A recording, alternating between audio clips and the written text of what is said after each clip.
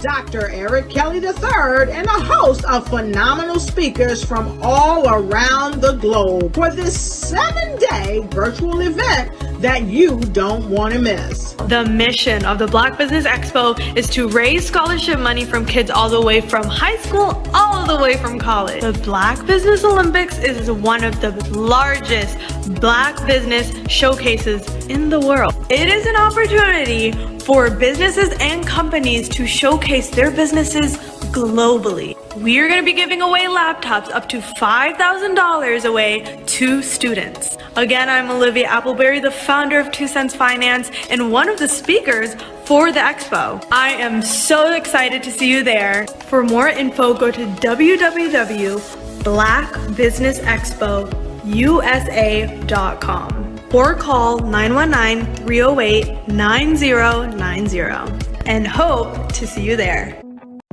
The Black Business Network and Black Business Olympics are essential platforms for Black business owners globally. They provide the tools and support you need to succeed in today's competitive marketplace. Join us today as we collaborate together with businesses from around the world to support our children, students, and young future entrepreneurs, Black businesses and corporations.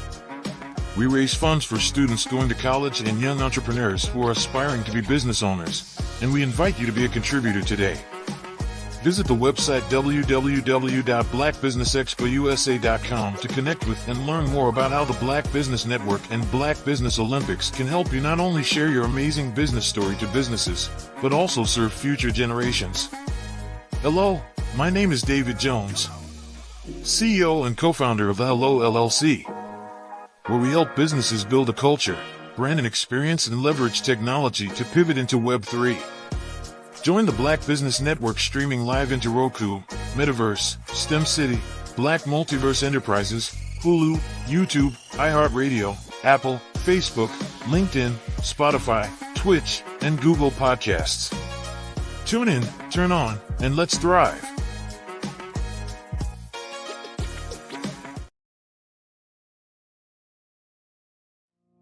Did you know that approximately 333.34 million businesses exist today, according to a report from 2021? And you may be one of those businesses, or maybe you're not in the business market yet, but you're aspiring to be a business owner. Well, guess what? You're in the right place at the right time. Because let's face it, everything is about timing and opportunity. Hi, my name is Dr. Lotus Richey, and I'm the CEO and founder of the Lotus Richey Coaching and Consulting LLC, along with the Lotus Richey Ignite Show. 15 minutes of success with Dr. Lotus Richey, as well as books to boom your business and bring who you are. And today, I want to bring this amazing message to you about the Black Business Network and the Black Business Olympics. See, the Black Business Network and the Black Business Olympics is designed to help people just like you, that's right, that look like me, to take their business to the next level. Not just in your front yard or your backyard, but globally. The Black Business Network and Black Business Olympics is designed not to just help you survive, but to help you thrive. So join us today as we come together with businesses all around the world to support our students, our children, our young teens, our young entrepreneurs. What we do is we come together to help raise funds for students, who are aspiring to be business entrepreneurs, who are aspiring and who are thriving in college. We endow them with a wonderful opportunity to gain scholarship of either a laptop or several thousands of dollars. And we invite you to help be a contributor to this amazing opportunity to help someone that looks just like you. So join us today at our website and let us connect with you and help you ignite and take flight in every area of your life on the Black Business Network and the Black Business Olympics. I'll see you on the other side.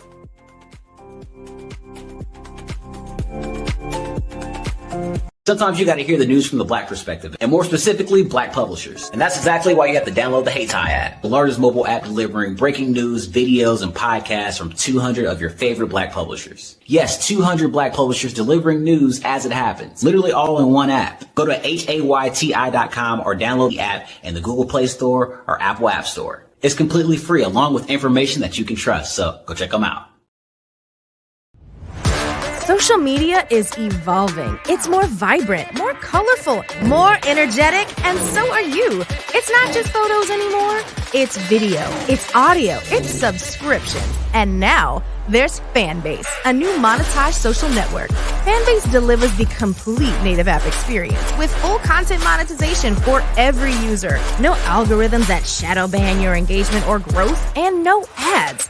Follow anyone for free and subscribe directly to your favorite creators for $4.99 a month. Plus, show some love by tipping on any post. Also, make a Fanbase page and monetize your content the same way.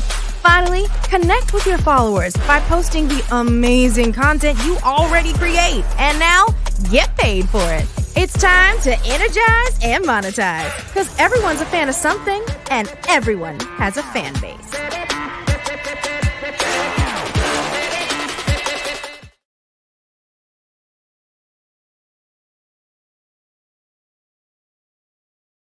Ladies and gentlemen, and fellow professionals, please allow me to introduce myself. I am David Jones, the co-founder and CEO of the Hello LLC, where I am passionately dedicated to guiding individuals and businesses toward their own return on time investment. Time is my only competition. With over 20 years of experience as a corporate C-level executive, I bring a wealth of knowledge and expertise to the Hello LLC. My career journey has been marked by a relentless pursuit of excellence in marketing, strategy, and business management leadership. I have had the privilege of working with renowned Fortune 500 companies such as Xerox, American Airlines, Hilton, and Geico. However, what truly drives me is the transformational work we do at the Hello LLC.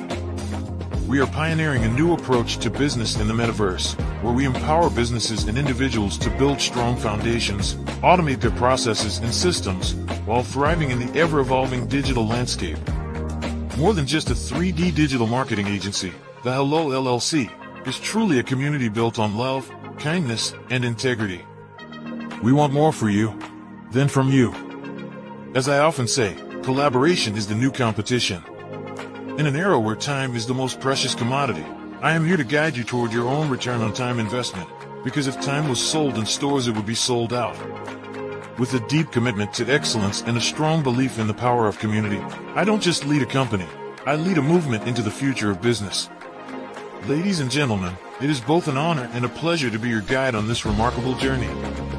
I am David Jones, and together, we will embrace a future marked by success, collaboration, and the transformative work we do at the Hello LLC. Hello stands for helping everyone live life optimally. So, let's make that pivot together and start living life optimally today. Did you know women represent just 3% of Fortune 500 CEOs and less than 15% of corporate executives at top companies worldwide? Have you wondered what the secrets are to getting into the top ranks, whether in the private or public sector? Do you want to figure out how to stop being held back in your career or passed over for promotion? Then you're in the right place. Hi, I'm Dr. Madeline Ann Lewis, President and CEO of the Executive Women's Success Institute. I have decades of experience in the military, the federal government, and corporate America, and my mission is to help women succeed and tap into their full potential. I want to reach 1 million plus women around the world to become the leaders they are meant to be.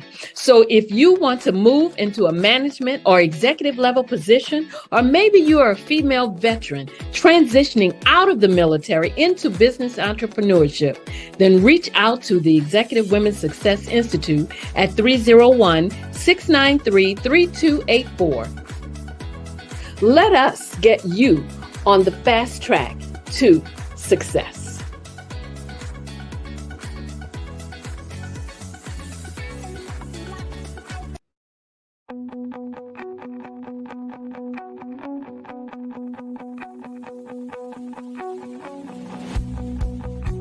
I am Black business. From the moment I wake until the time I sleep. Yes, I am Black business.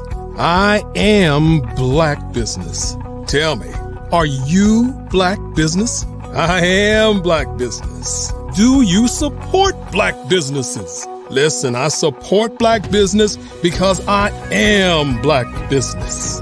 Black Business Expo, one of the largest business showcases in the history of Black business in the world. The world! Sign up today at www.blackbusinessexpousa.com or call 919-308-9090. I am Black business.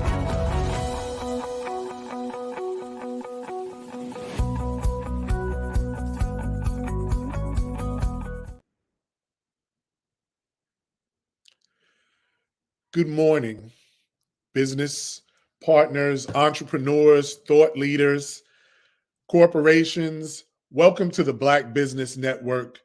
My name is James Skinner. I'm a sales professional and credit repair enthusiast.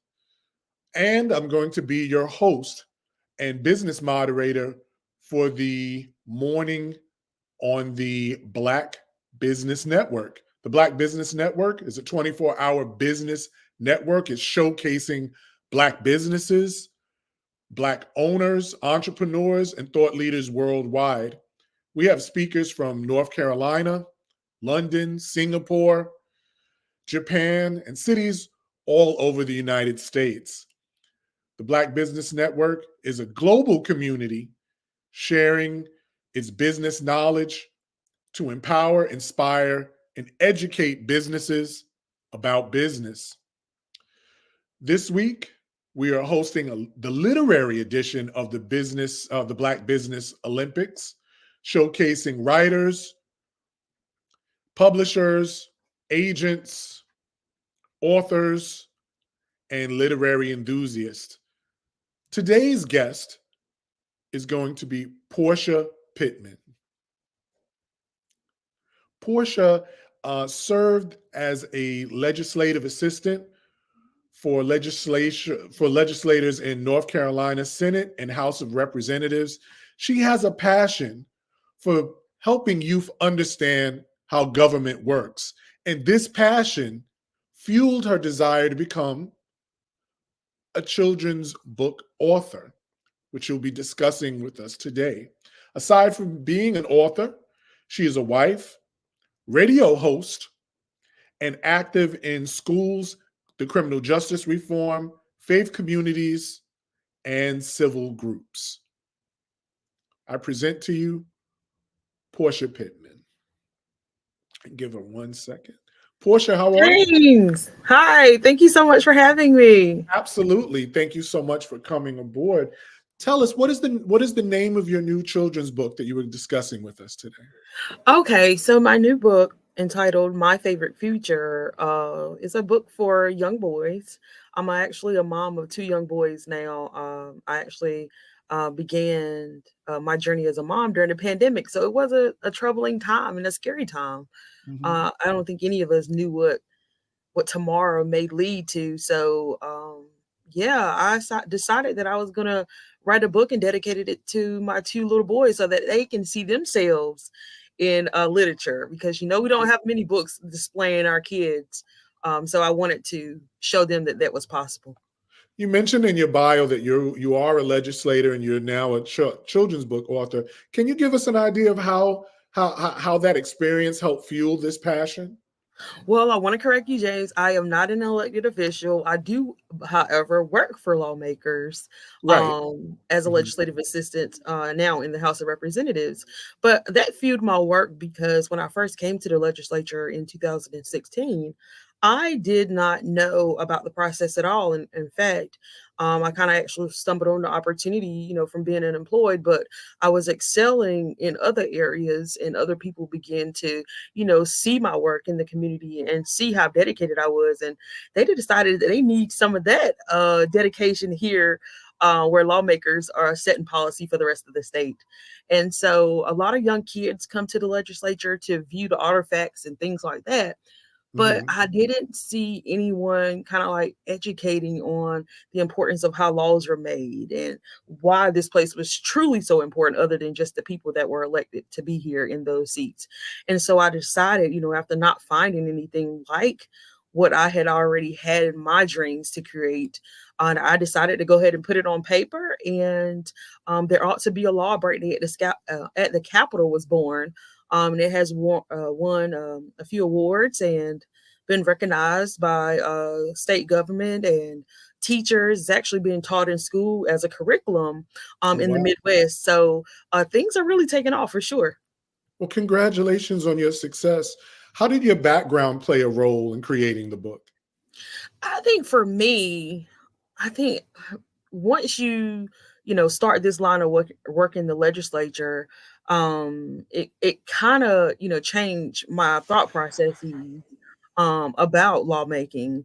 Because I was on the opposite side of, trying to work my way through the criminal justice system after, a momentary issue in my life that I had went through when I was younger, about 15 years ago now. And so I Mhm. didn't know anything about the law, and I definitely didn't know my rights. And so once I came to the legislature to work, I realized it's kind of like a light bulb kind of like went off. Like, this is it, Portia. This is really going to help a lot of people who have been just like you, not knowing their rights, not knowing how laws are made, Mm. let alone being able to use the knowledge to speak up for themselves and possibly work themselves out of the criminal justice system without having to, leave with a criminal background or something to that degree. So I took my experience from, volunteering, and my mentors are lawmakers, and I'm just listening to them in the room talk about policy. And so I just, took that information and partnered with my co-author, who is Dr. Calvin Mercer, who's a professor at East Carolina University. And so I was actually his manager for his campaign. And so he had always been pouring into me, telling me like, Portia, you went through that situation. You're going to overcome this. There are so many great things in store for you. And so he just kept pouring into me, and we kind of, got together one day, and I told him, I wrote this story and I really believe that this is what people need. And so he read the story and he was like, Portia, this is it. And so he had wrote so many scholarly books in general anyway. So he had never been a part of a children's book project. So he did the editing for the book after I wrote the story. And so between his, experience as an elected official, and then me being on the perspective from someone who is working with legislators and lawmakers, it just worked together. So we pretty much put both our backgrounds together and created this piece of art that's been helping a lot of people. Oh, that's excellent. Now I understand that you have a new book title, My Favorite Future, which was released most recently. Now, Mhm. what was the inspiration behind that book? Well, for me, I had, been in the library more than a few times with my children. My little boy, he loves to read, love a book. Okay. And so he'll go find a book out of anywhere and say, read. So after I wrote my first book, I realized that I needed to write a story for little black boys, because it just seemed like every time we turned on the TV, there was a younger man or younger boy, you know, planted in a way that wasn't so positive.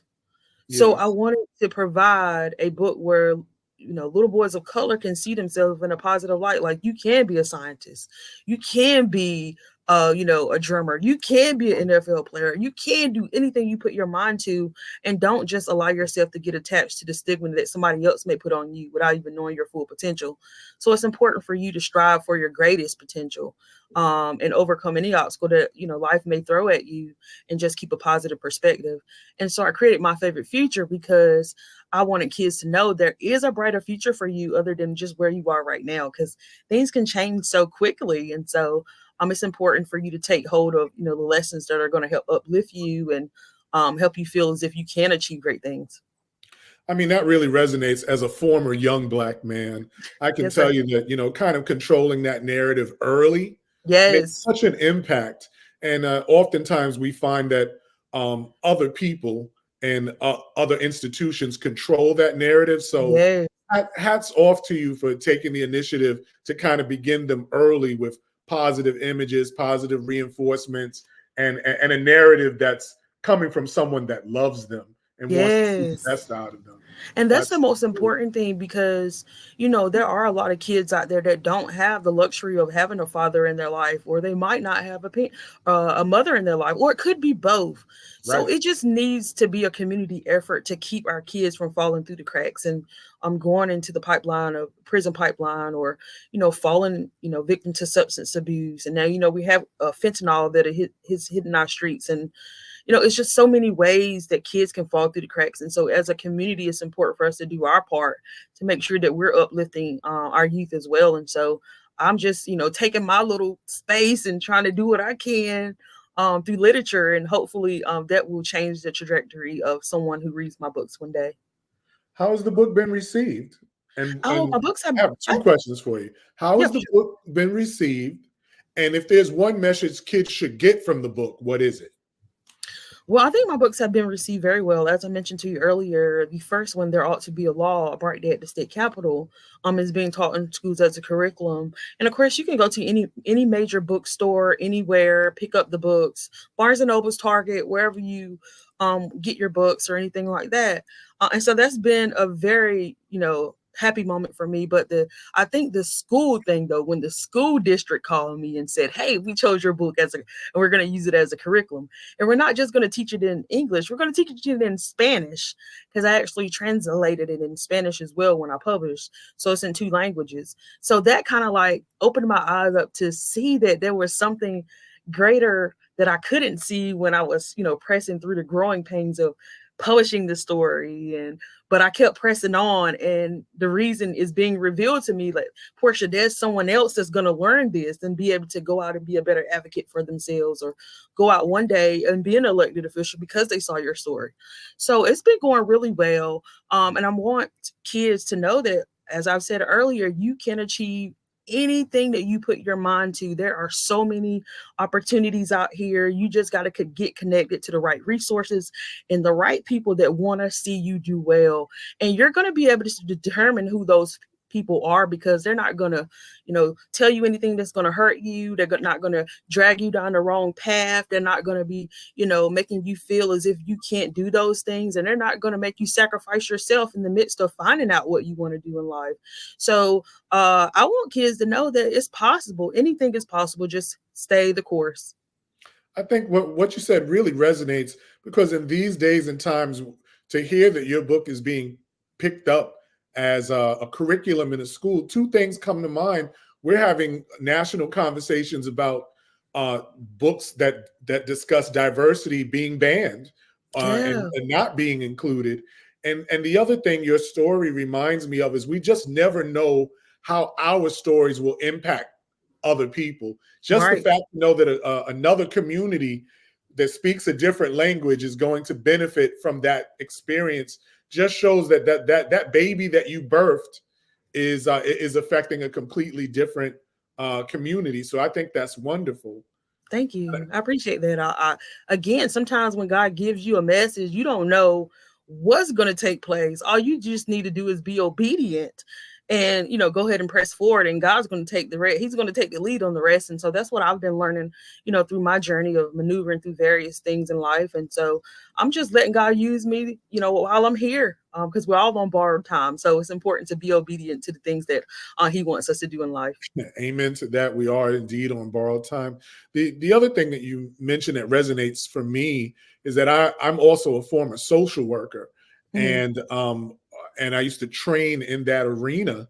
And the majority of my clients were formerly incarcerated individuals. And, I did some training to kind of help them get into jobs and other kind of life goals. So knowing how civics and government works at the, for children and even some adults is very, very important. And that lack of knowledge has cost our community a great deal. I understand that recently the governor of North Carolina granted you a pardon. How has that changed your life? Well, for me, hearing about getting my pardon, like, really changed the direction. Congratulations, by the way, on that. Oh my God. It was kind of like starting off the year on a clean slate, literally. There has been so many, there has been so many obstacles that I had to overcome with jobs and housing and health insurance and credit issues, as we talked about earlier, but it just, oh my God, I had to go somewhere and sit down for a while, like literally just take it all in. Yeah, I had to go take it all in, because over the years, it's been about 15 years now. And so it's like you've been working, and you really ain't been taking it all in. Like, you can do so much, and while you're doing the work, you're really not thinking about who's paying attention, honestly, and if it will really have as much impact as you believe it will. But once it becomes, talked about on that scale, it's kind of like, dang, I really did do that. Like, this is amazing that now someone can see that although you did make a mistake, that it's worth forgiving. It's worth saying, we're willing to look at you and use you as a model to help hopefully prevent other people from going into the criminal justice system, or maybe helping them as you're transitioning out of incarceration. So it's just been a life-changing moment for me, for sure. Bless you for that, and congratulations on that.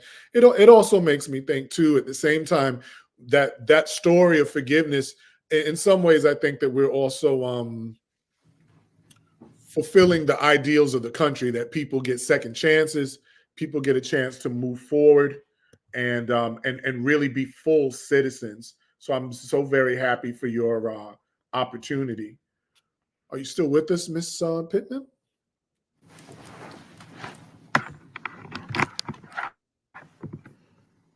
Miss Pittman? Oh, you back? Okay. James, so, for me, with that whole thing that occurred in general anyway, I was a young girl. So, my message is for a lot of young women out there, technology has changed. And so the way people date has changed. And so you can learn a lot about people today, more today than you could back then. And so for a young woman back then, being very naive and thinking you found love when someone has showed you some attention, and you kind of are not even thinking about the bad things about that person, you're just so happy that someone cares, or someone loves you, or someone likes you. Because I was really confused about what true love really is. And honestly, as a young woman, you really need time to work through a lot of those feelings, so that way those feelings don't confuse you and have you wrapped up in something that can possibly make you lose your life, or for me, make me lose a lot of time of now things that I have to go back and clean up, such as my credit, such as me being able to, really let myself be vulnerable to, meet a mate now that is my husband, who would never abuse me, who would never put me in a place where, I would sacrifice my freedom or sacrifice my self-worth, my self-respect.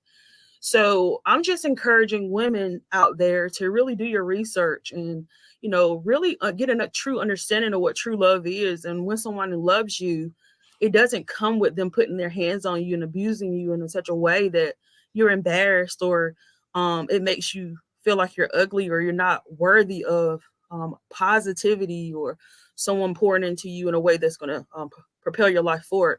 And so today I'm just encouraging women out there, do your research, but also make sure that when you're doing these dating apps and things like that, be patient. Just because, a man wants to take you out for dinner or two, be patient, give him time to actually show you that, he respects you and that, he truly wants to court you. And like the old people say, like the old school way, honestly, that's the best way to date.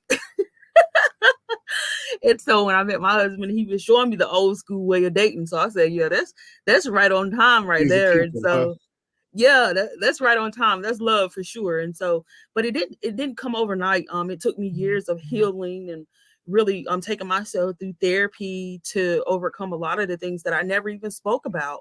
And so a lot of people like myself, they are dealing with some internal things. So you have to, deal with your own mess before God will release, that person that's for you. Because I feel like God didn't create us to live alone. No, we have our partner out there. Like, I feel like everybody has a soulmate out there. And so sometimes if we have that patience, God will, provide who and where that person is for sure.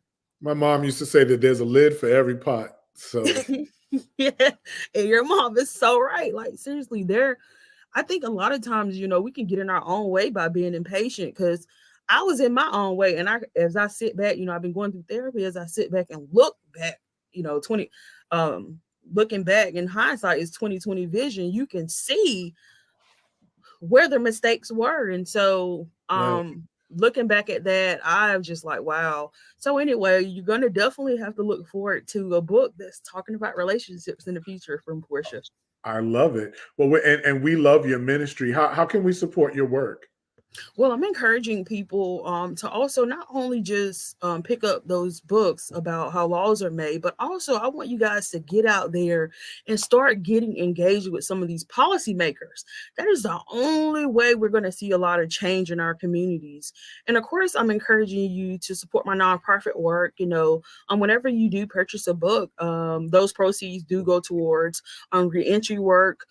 Transitional housing. I actually opened a transitional house in 2023. I actually finished the renovations. Wonderful. I took a crack house that was being used for addicts who were doing crack in the house, and a whole bunch of other stuff that we won't get into. But I became an ownership of that home, and I renovated it and turned it into a transitional space.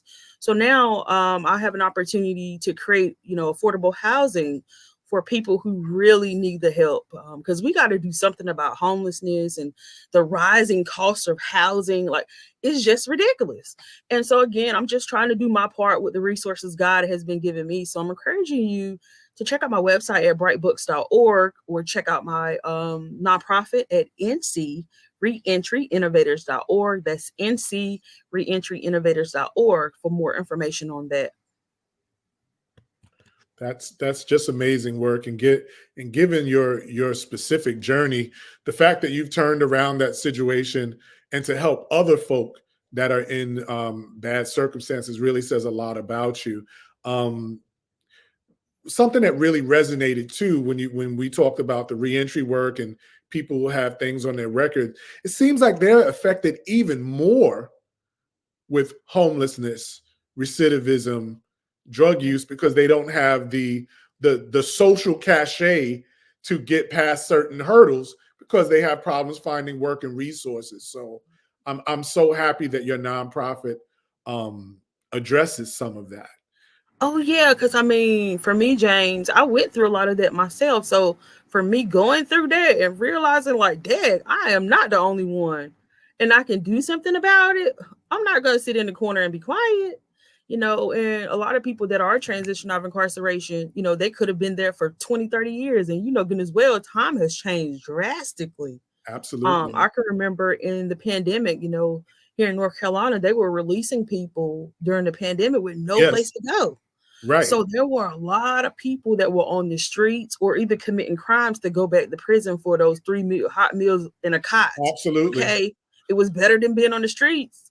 So in 2020, that's when I actually started my nonprofit to help people get hotel rooms and until we figure out what the next steps are. So those resources that I was able to get really help get people off the streets. And my mission has always been to reduce recidivism, because God knows it's possible out here, but you really got to get connected to the right people and have the right resources.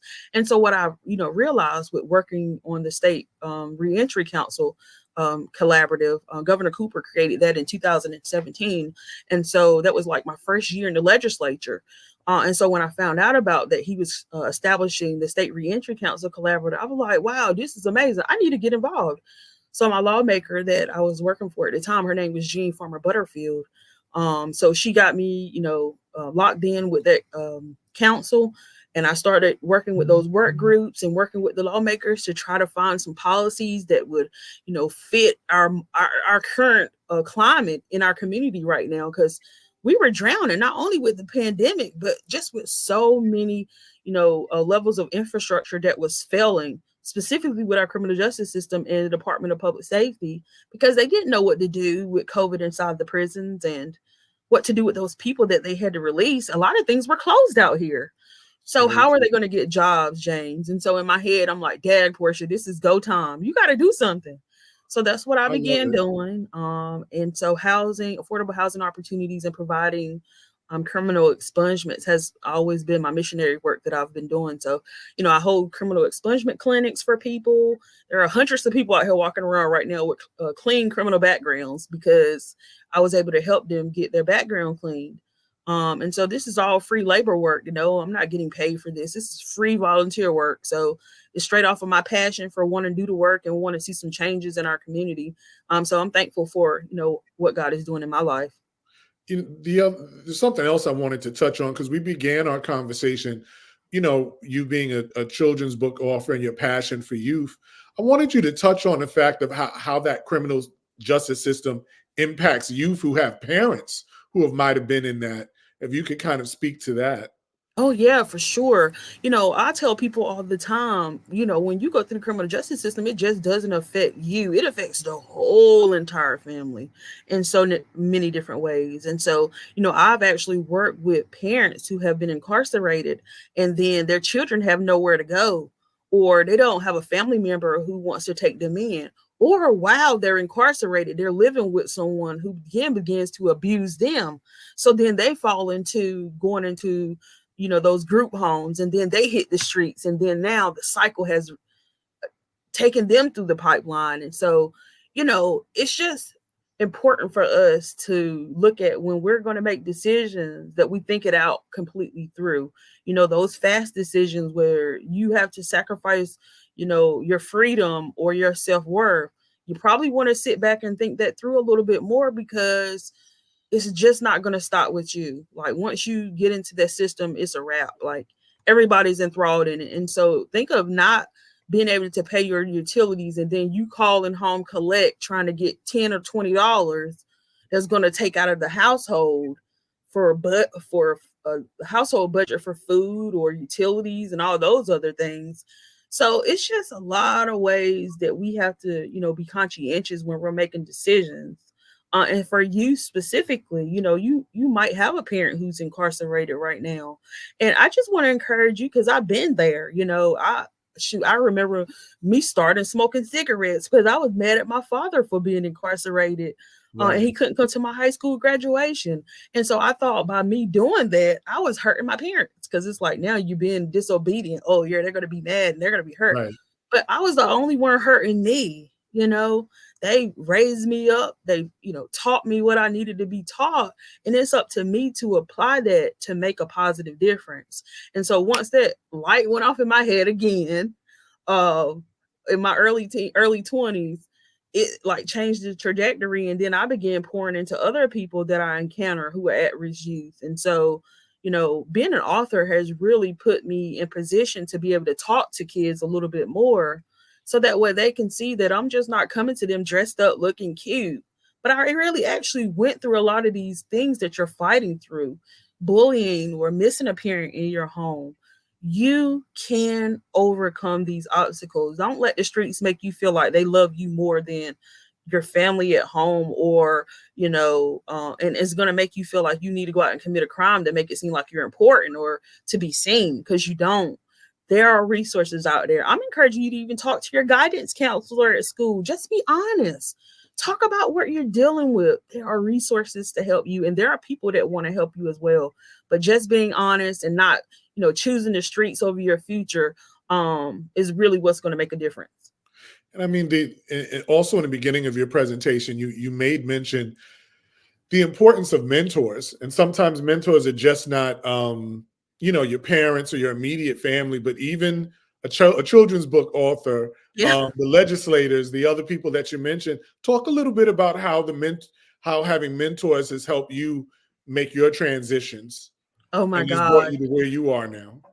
I was on my way to work today, James, and I love Tasha Cobbs Leonard. She's like a Grammy Award winning gospel singer. Her name is Tasha Cobbs. And you know what Tasha Cobbs can sing.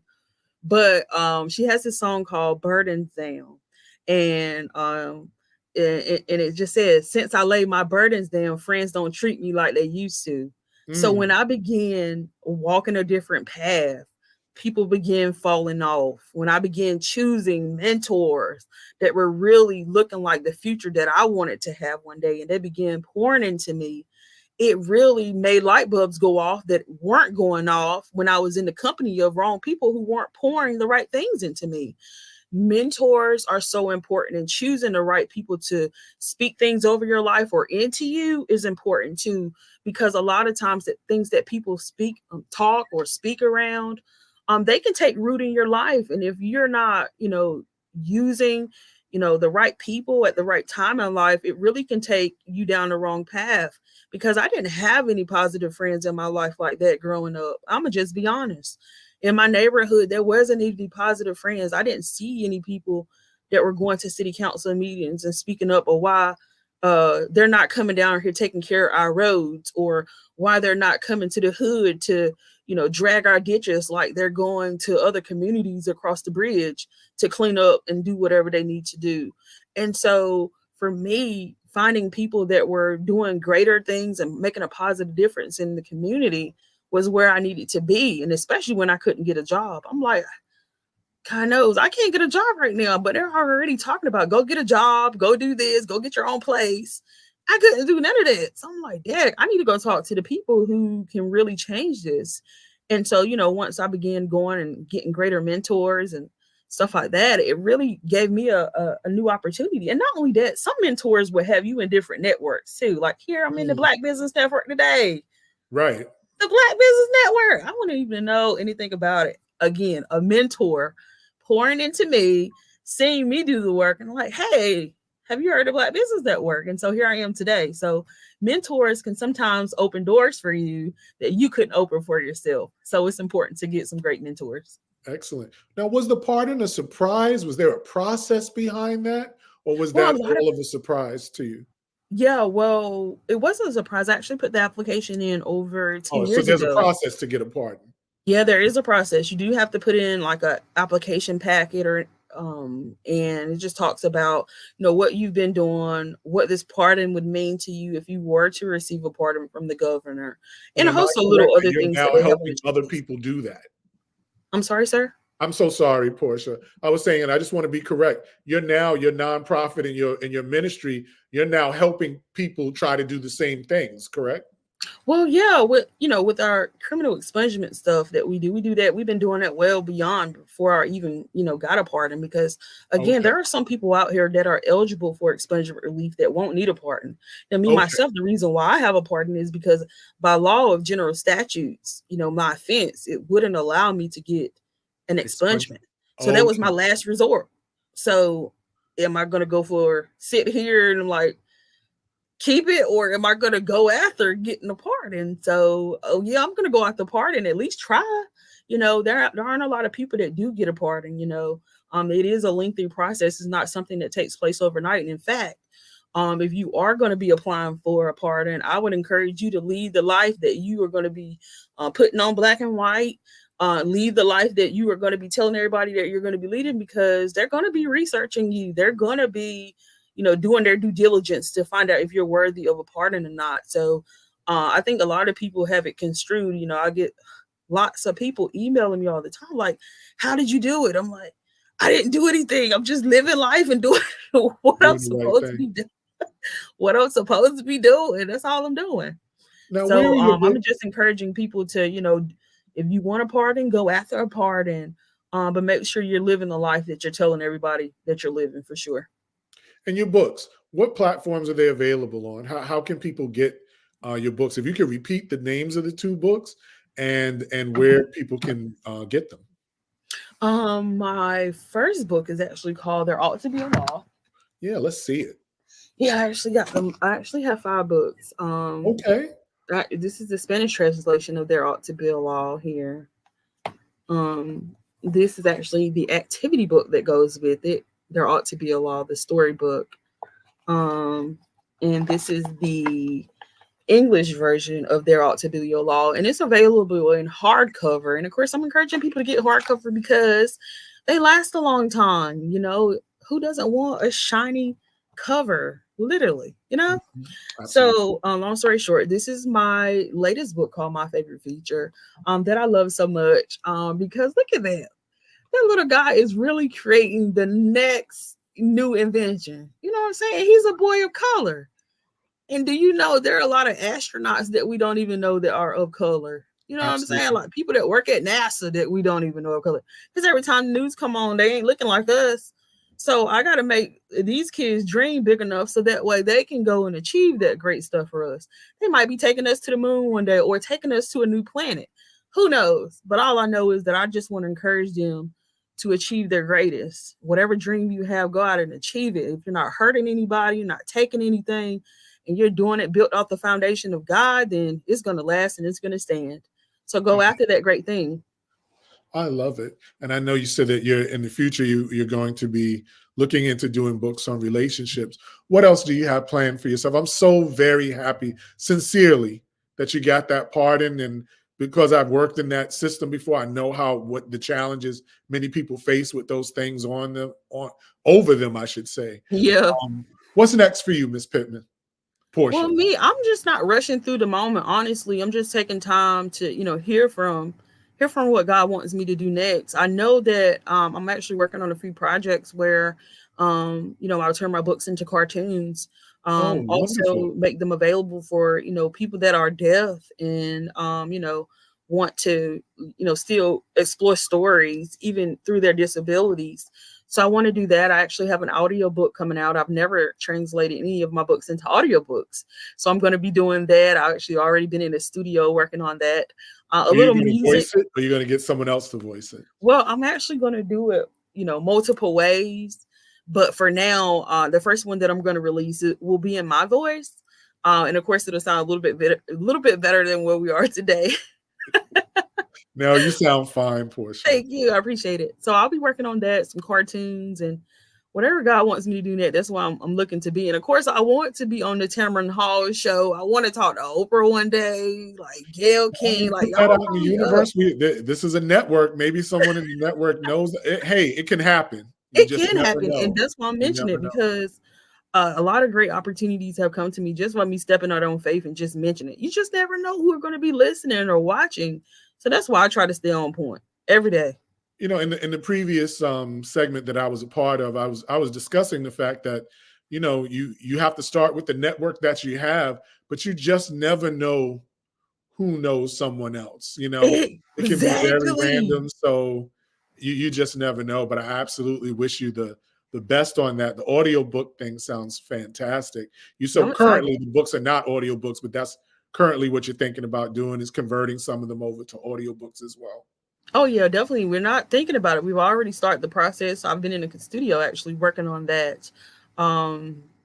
Translating the first one. I mean, it takes a little time too, because you think it's easy, but sometimes when you get to go in the studio and record things yourself, it's taking a little work, to get it just right for people, for sure.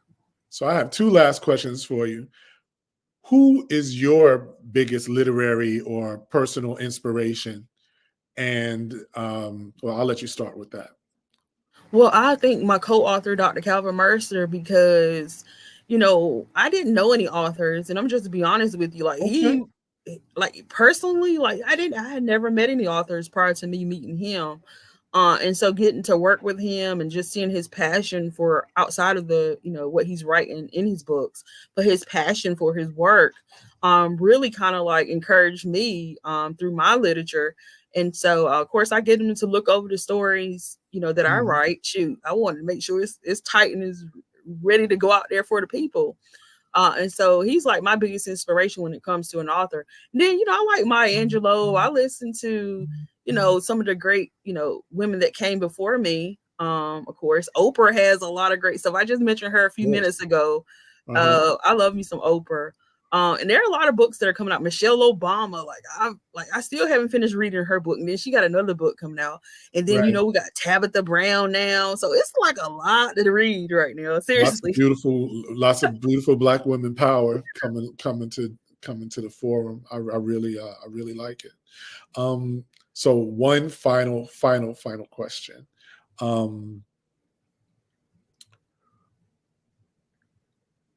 Is there anything you would have done differently had you had the chance with this journey that you found yourself on? Was there anything you would have done differently? Oh my God. I think for me, if I could have done anything differently, it would have been to prevent making a mistake that I did, when I was in like 21. If I could change that where I never needed a pardon, I would have been happy. But I'm still happy now. I'm still happy with the journey God did take me on because, I've been really putting my best foot forward, like really committed to this. Like my heart is in what I'm doing, and the changes that have been much needed probably would have been brought up or, talked about it in spaces that it needed to be talked about had I not had the lived experience of some of this stuff. And so I'm just thankful for what I did go through because it helped mold me and prepare me. Who knows? I may have never even became an author. Right. I never probably would have even found about the legislative process or even pursued the whole lawmaking thing. I can think about as I was a little girl, I dreamed of being a lawyer. But because of the way life was lifing or whatever the case may be, I didn't pursue that at the moment. But still, God, like, oh yeah, you're gonna be doing something with this lawmaking stuff. Like you're gonna still be doing something. You might not didn't do what I wanted you to do right then, but you still gonna be in it some kind of way. So I'm just thankful for, where I am, and I'm not going to go back and live on regrets because it just takes too much time and too much space in my head. So I'd rather be thinking about a game plan for the future. I love it. Well, I want you to know, Portia, you poured into me today. I'm totally inspired by your story. And before we break, if you could repeat the names of the books, repeat the name of your nonprofit, and if you could just let the audience know where and how they can reach you. Well, great people, thank you so much for having me here. First and foremost, Black Business Network. I'm encouraging you to head over to my website at brightbooks.org and check out all my children's books. I actually have 5 now. There ought to be a law, Bright Day at the Capitol, which is being taught in schools as a curriculum. And my favorite feature, which is a great book that I have to encourage little boys of color. There's actually a coloring book that goes with that too that has affirmations. So I want kids to speak power over their lives. And so you can actually go and check that out. And of course, my nonprofit is ncreentryinnovators.org, where you can check out all the reentry work I'm doing. And if you need any criminal expungements, hit me up because they're available. Okay. Thank you so very much, Ms. Pittman. Genius is common, and I'll see you on the other side. Thank you. You too. The Black Business Expo's mission is to raise funds for high school seniors going to college or K through 12 entrepreneurs. This expo is a fundraiser for students. You may go to www.blackbusinessexpousa.com to donate to the scholarship fund, or use the Cash App that's on the screen below and say $BBX USA. Our goal is to give laptops and up to $5,000 to 10 students. Students, you can register online at www.blackbusinessexpousa.com. Every dollar counts. So we want to remind you to donate to the scholarship fund. And we also want to take this time to thank our sponsors. We want to thank our Black Business Expo USA sponsors for February 2024. NC 100, Moody's Capital Partners, Suede Soul, Lotus Ritchie, Coaching and Training, Carolina, Virginia Minority Supplier Development Council, Step Management, BHS and Associates, Margie McLean Foundation Incorporated, Hello LLC, Genius is Common, Earth Essentials, Mullane Shaney Global, Executive Women's Success Institute, The Quality Coaching Company, Superwoman Business Services, Creative Force Studios, Lee Entertainment, Artist App Design, Black Business Expo USA. Genius is Common, and I'll see you on the other side.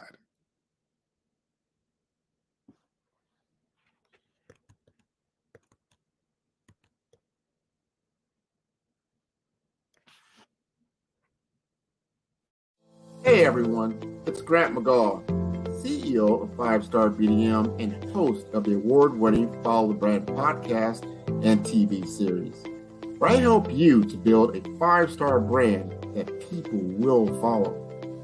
My genius is personal brand development through intelligent communication and helping you achieve your business and career goals.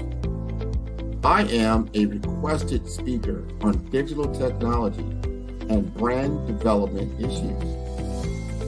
I want to work with you to increase the value of your current opportunities while attracting new ones. Every one of you is unique, and we all share challenges that can be addressed through smart branding. As a super connector, I work with you as an executive coach to guide you along the complicated business and career development road, providing the enhancement tools and information you need to succeed. Together, I will help you succeed in today's challenging business climate. I will evaluate and measure your progress. Best of all, I am right alongside you every step of the way. Build the brand called you.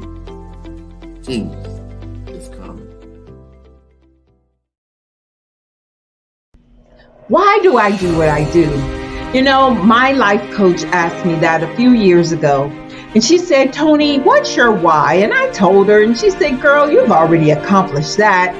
Perhaps you need a new why. Hi, Tony Harris, Amy Hoydu with Say It Said Marketing, one of your students. And just wanted to say thank you, Tony Harris, for spending so much time with me and giving me that boost in my business that I so drastically needed.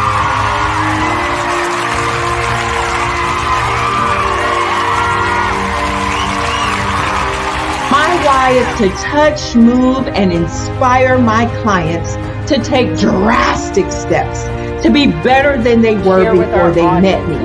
I'm a resource. I'm a connector.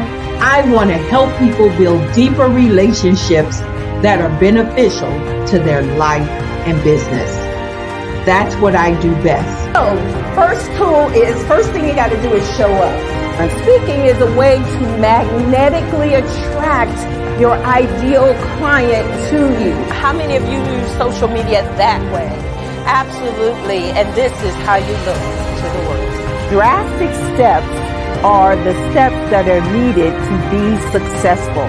And my business is drastic denotes a mindset. Getting out of your comfort zone. Doing something that you don't necessarily feel comfortable doing, want to do, but you know it's a necessary step to be successful in your business. I get the most satisfaction when I see my connections flourishing into relationships long after I am gone. Hi, my name is Jasmine Augustine with Media Jasmine, and I've joined several networking and referral groups in the area. And Network in Action Northeast Houston with Tony Harris Taylor is one of the best organizations that I've joined. I love that piece of what I do, and it is what fuels my fire.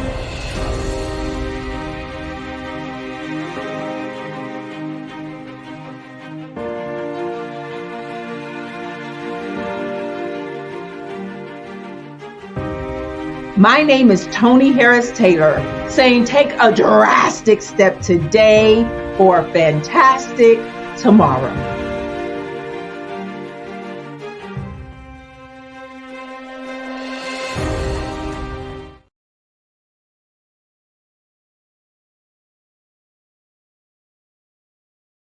Phenomenal Tanya T. Wise, who is here from the great state of Maryland. Tanya, welcome and thank you for being with us today. Can you indulge our audience a little bit and tell them just a little bit more about who you are and what it is that you do? Well, I love being able to talk to people and have a magnetic attitude, being able to just show them. So I always like to say, level up is Coach at Tanya T. Wise here.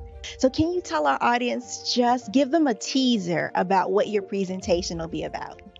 So my philosophy is that we should all be living our dream life. So tomorrow I'm going to talk about how you start living your dream life. What are some of the things that you thought about in your childhood that you just kind of let go and dormant? Wow. And I want to reignite that and just give you some pointers and some tips, some tools, some strategies to be able to start living your best life now. And guess what, Wanda? And leave an inheritance for your legacy. Oh my goodness. Okay, I know that's resonating with a lot of people. I've heard that you have a dynamic coaching program. Can you tell us a little bit more about that? Absolutely. So our coaching program help people that have the lack of time, that lack strategies, and lack the confidence to go after their dream life. So we help them implement tools, we help them implement strategies, as well as give them resources so that they can live their best life now and leave that inheritance. Wow. Oh, I love that. I love the leave the inheritance part. Listen, you are dropping some major nuggets, and I know a lot of what you're saying is resonating with a lot of people, but I think we're all curious. How did you even make this transition into the speaking and coaching arena? What's the story behind this? So I started out in finance, and I realized that a lot of people don't necessarily go after their dream life because of the lack of finances or the education behind finances. But it wasn't until I lost my firstborn, my only son, that life changed for me. And where I was going after it all, living the corporate life, hit my 6-figure income and living in my dream house with my dream man, driving my dream car. I nearly lost it all when I lost my son. And so I realized it only takes one financial catastrophe that can change your entire life. That's what made me start All New Beginnings. Because no matter what's going on in life, there's a new beginning. And because of that, we develop a program called Wise Minded. My little slogan is, don't just dream it, let's live it. If they want to connect with you or work with you, what is the best ways for them to be able to do that? Well, for my social media guru, you can connect with me on every single social media platform as Tanya T. Wise.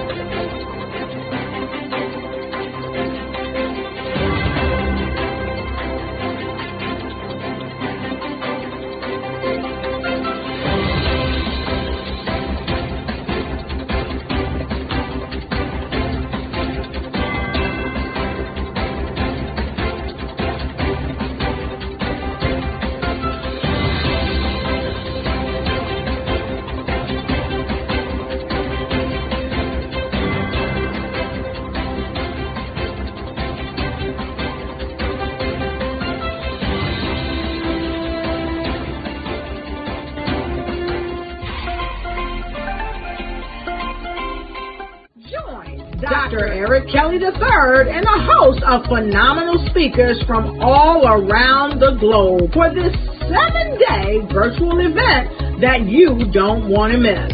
The mission of the Black Business Expo is to raise scholarship money from kids all the way from high school all the way from college. The Black Business Olympics is one of the largest Black business showcases in the world. It is an opportunity for businesses and companies to showcase their businesses globally. We are going to be giving away laptops up to $5,000 away to students. Again, I'm Olivia Appleberry, the founder of 2 Cents Finance and one of the speakers for the expo. I am so excited to see you there. For more info, go to www.blackbusinessexpousa.com or call 919-308-9090 and hope to see you there. I am Black business. From the moment I wake until the time I sleep. Yes, I am Black business. I am Black business. Tell me, are you Black business? I am Black business. Do you support Black businesses? Listen, I support Black business because I am Black business. Black Business Expo, one of the largest business showcases in the history of Black business in the world. The world!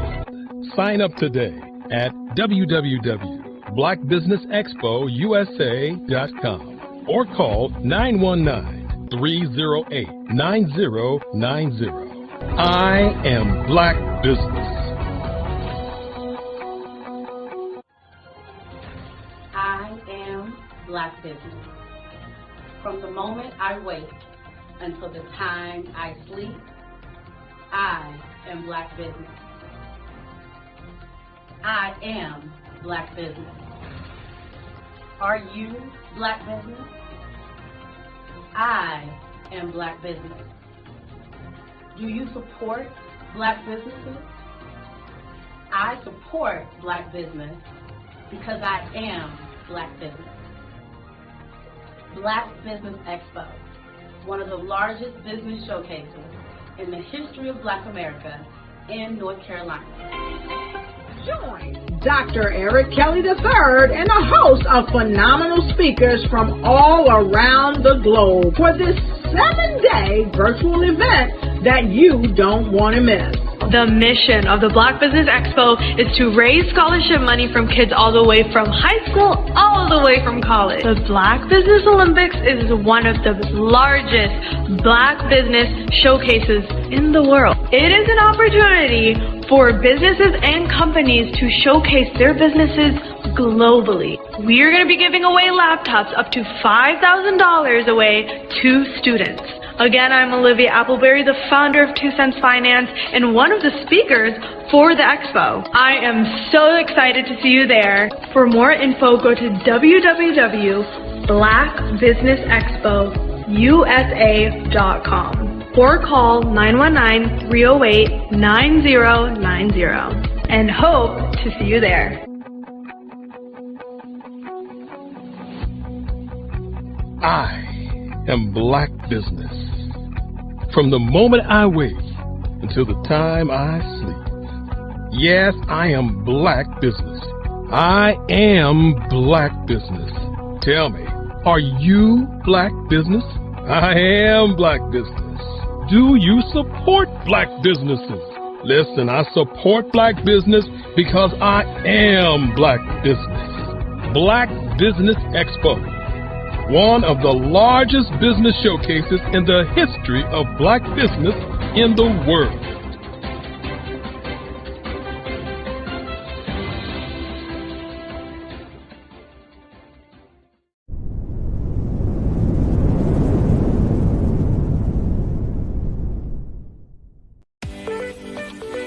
You are in the right place at the right time.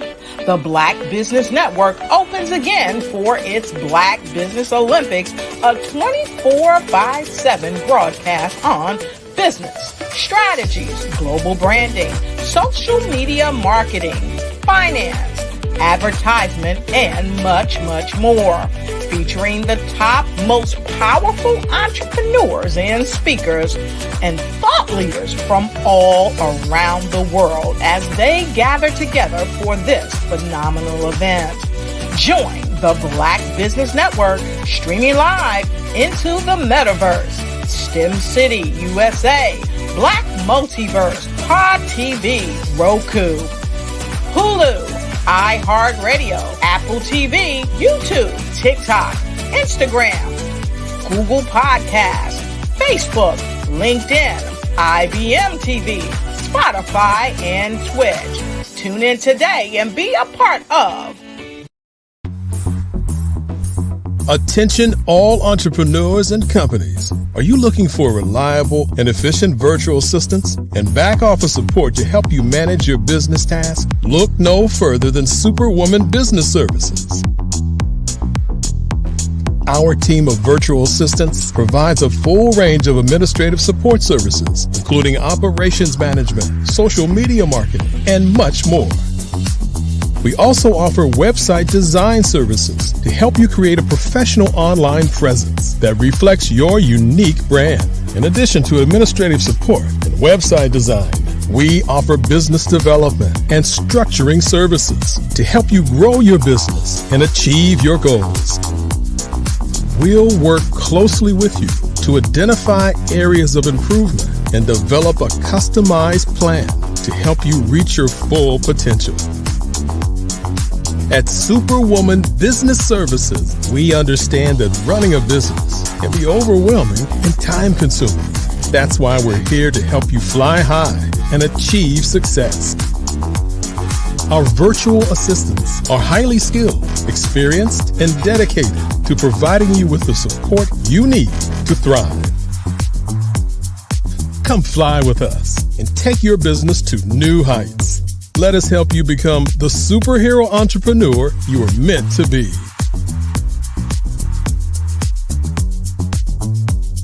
Contact Superwoman Business Services today to learn more about our back office support services.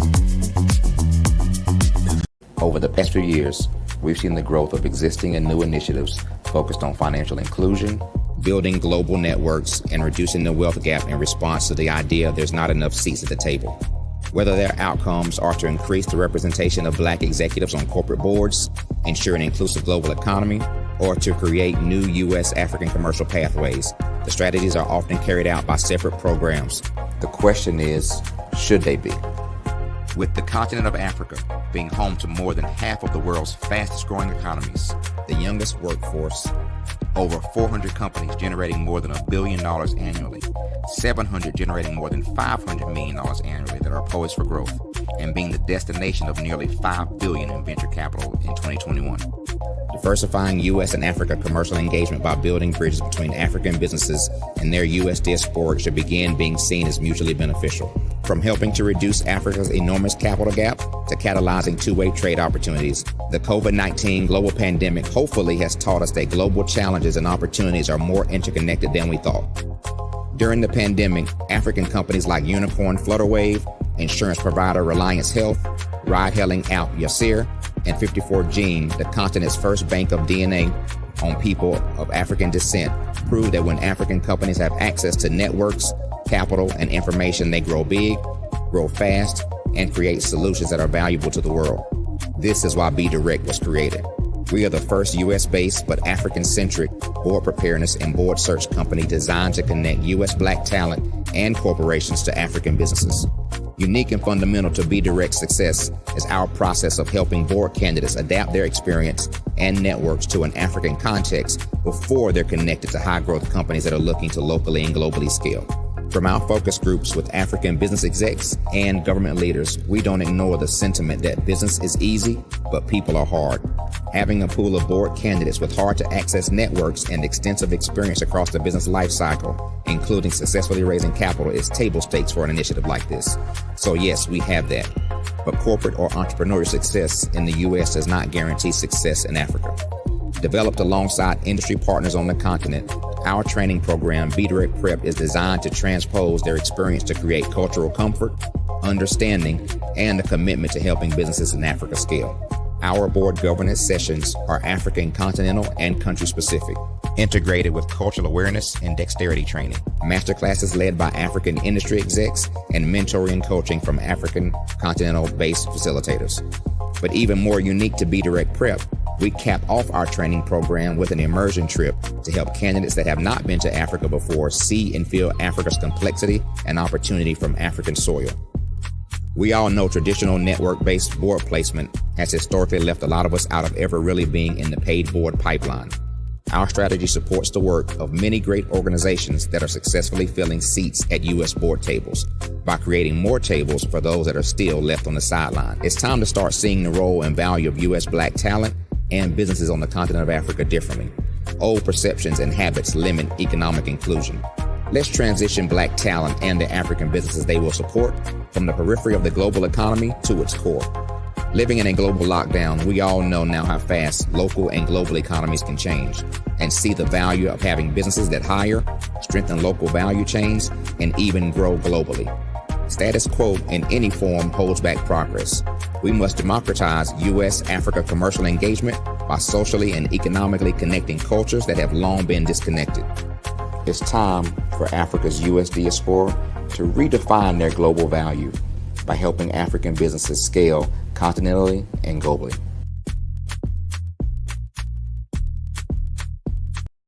I am from Washington, D.C., but I was raised in Durham, North Carolina. I came to Durham when I was about 5 or 6, and then I traveled back and forth to D.C. because it's where my people are from.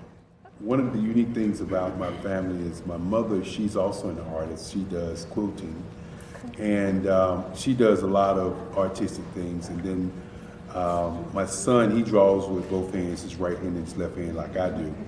So that's kind of a family trait. And then my other son, he's a videographer, and my daughter, she works, she's a regional vice president for Sunglass Lab.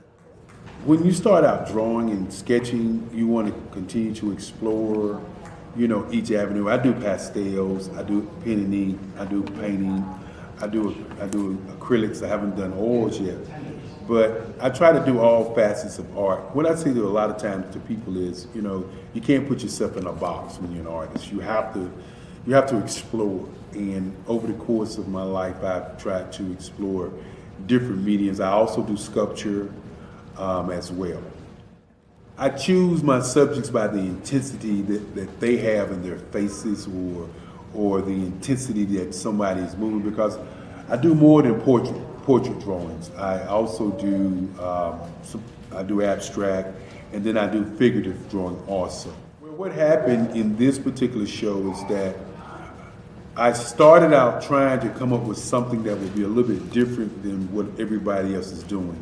So I was working on a Barack Obama show, and they wanted me to do some paintings of Barack. And so what I did was, because of the deadlines, I kind of did it kind of fast. And then I realized when I was doing it fast, I enjoyed it. And so then I started doing other pieces the same way, and I started to enjoy those pieces also. And so I came up with this particular style. And it's a style of lines and colors. And what's interesting is that when I was in college, I did a show called Lines, Colors, and I talked about the boldness of the blacks, the hotness of the whites, and this is how this has come about, later on in my life. And the colors comes from a lot of the entertainers that I work with, where they wear different colors. They don't wear, your plain reds or your whites. They wear different colors, and so that's also another piece of what's giving me the colors. The subtitle of this show is Faces That Speak Life. That's real critical. Faces that speak life. Each one of these pieces is a life source and a life energy that's being put on display for people that are looking at it. I always say in terms of my art, it's not important that I draw them. It's important what you get out of what I draw. I don't try to just draw it because you like it. People wanted me to do prints. I didn't do prints. People asked me to do different people, but the people that I choose are people that make a difference in the lives of people in the world. So the human landscape idea was, again, as I say, the lines represent your emotions, it represents your ideas, and it represents your journey as a human being. And that's why you get the different pieces and the different looks. And as you notice, I try not to do one look that looks alike another look. And that's what's the most important part of this show.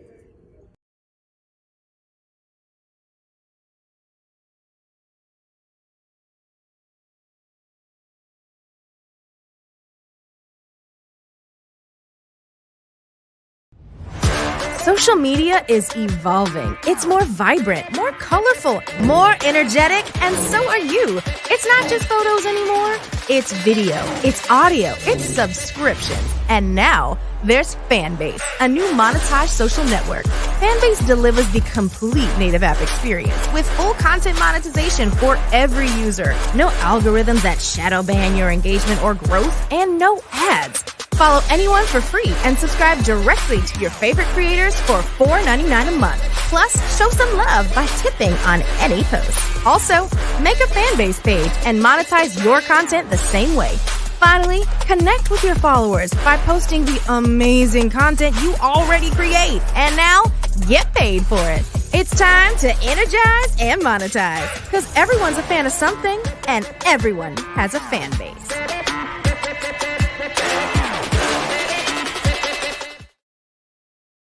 I was born in a little village on the island of Haiti. Many deadly diseases pounded me.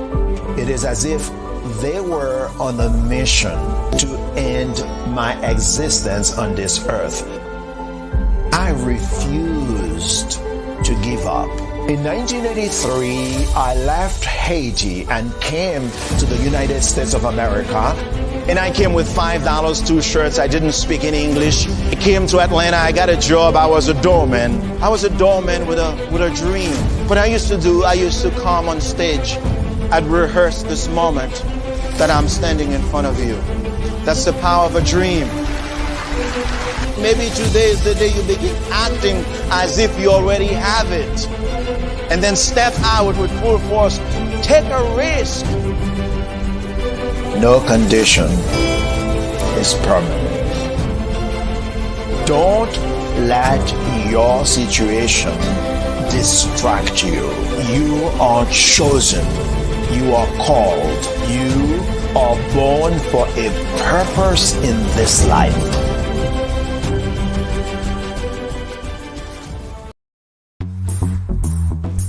Attention all entrepreneurs and companies. Are you looking for reliable and efficient virtual assistants and back office support to help you manage your business tasks? Look no further than Superwoman Business Services.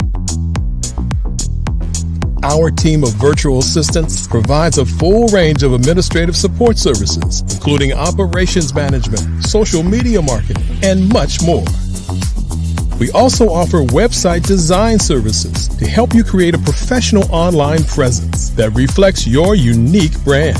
In addition to administrative support and website design, we offer business development and structuring services to help you grow your business and achieve your goals. We'll work closely with you to identify areas of improvement and develop a customized plan to help you reach your full potential. At Superwoman Business Services, we understand that running a business can be overwhelming and time-consuming. That's why we're here to help you fly high and achieve success. Our virtual assistants are highly skilled, experienced, and dedicated to providing you with the support you need to thrive. Come fly with us and take your business to new heights. Let us help you become the superhero entrepreneur you are meant to be.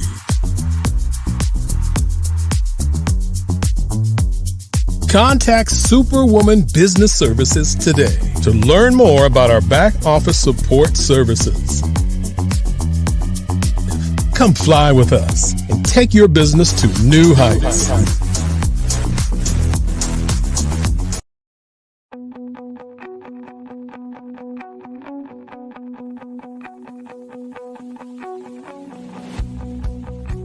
I am Black Business. From the moment I wake until the time I sleep. Yes, I am Black Business. I am Black Business. Tell me, are you Black Business? I am Black Business. Do you support Black businesses? Listen, I support Black business because I am Black business. Black Business Expo, one of the largest business showcases in the history of Black business in the world. The world! Sign up today at www.blackbusinessexpousa.com or call 919-308-9090. I am Black business.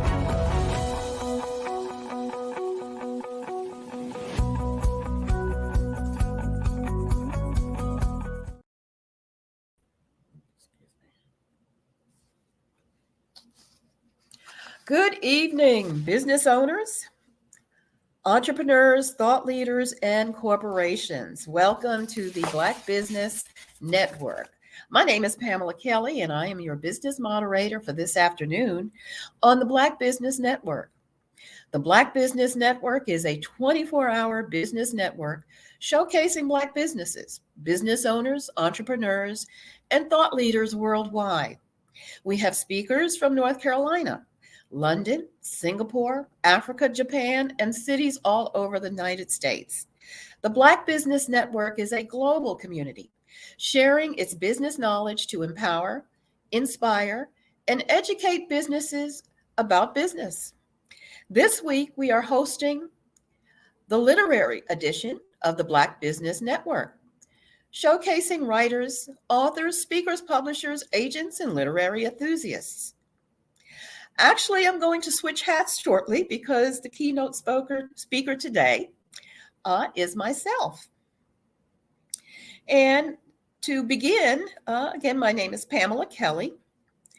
And besides serving as moderator today, I am the owner of I Prep to Thrive here in North Carolina. And we are a preparedness organization. And to elaborate on the word preparedness, it's a life cycle preparedness organization. So I'm not a doomsday prepper, and I will give you some background later on why I distinguish between doomsday preppers and what I consider life cycle prepper. I Prep to Thrive offers resources and services and tools to concentrate on what I call Tier 1 preparedness, and that is to achieve a basic and essential preparedness to meet daily challenges and to bounce back even from survivable at-risk events. So what does that involve? It involves really having your financial preparedness established. So as an innovator in technology, and my background covers a lot of areas in technology, I have, over the past 30 years, acquired experience in computer-aided design architecture, website design, and most recently, mobile app development. So part of my journey going back in 1996, and this explains why I'm very much involved in preparedness, Hurricane Fran, as some of you may recall, was in 1996. And at that time, I had 2 young children and a house to maintain. So during a period of 2 weeks, we did not have any power, had water, but basically no heat. And fortunately, that was in the midst of the summer. But that was an experience where I was pretty much at the mercy of just whatever resources I had financially and strategically, which was not very much. But by the grace of God, and that's part of my arsenal, that no matter what, when you believe that the Lord is really by your side, you can get through anything. But from that experience, I realized that I needed to do better. As far as being financially and strategically prepared. So really August of 1996 is when I became a life cycle prepper, as opposed to a doomsday prepper, someone who is planning for the apocalypse. And I believe that that's something that we cannot prepare for. You can prepare for it spiritually, but things like that are really in the Lord's hand. But daily challenges, especially in the community of which I have a kinship, the African American community, there are challenges that we go through on a daily basis. One of those are definitely financial challenges. And as we have entered the pandemic, the post-pandemic area, it's become clear that every community is financially challenged. So fast forward to 2020, when the pandemic occurred. I was actually able to weather it to an extent because of some habits that I had developed early on, again, from 1996 up until that time. And one of my experiences that really emphasizes the need to be financially prepared is that at the very least, we all have to have a an emergency cash stash. So out of my mobile app experience, I developed a tool called 5101075, which I make available on my website. And what it does is when you enter an amount in the app, it automatically splits up your income in 4 buckets: 5, 10, 10, 75, which adds up to 100. So it helps the user to really begin to look at their spending habits and what one does over a period of 30 days. When you enter your income, whatever it is, in the app, it shows you just where you are spending too much and need to make some changes. So in terms of emergency planning, to have a cash buffer, that is where you start. That's called Tier 1 preparedness. Also, I provide information on how to establish a 21-day food pantry.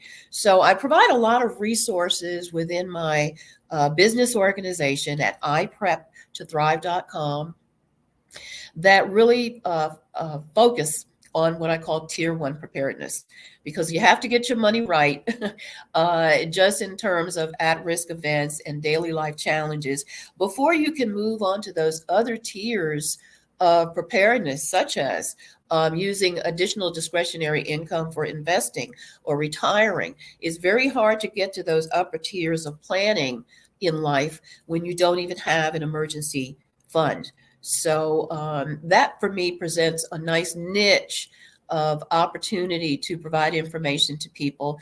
And once they reach that milestone of having a emergency cash fund, then you can begin to progress to the other tiers of financial planning.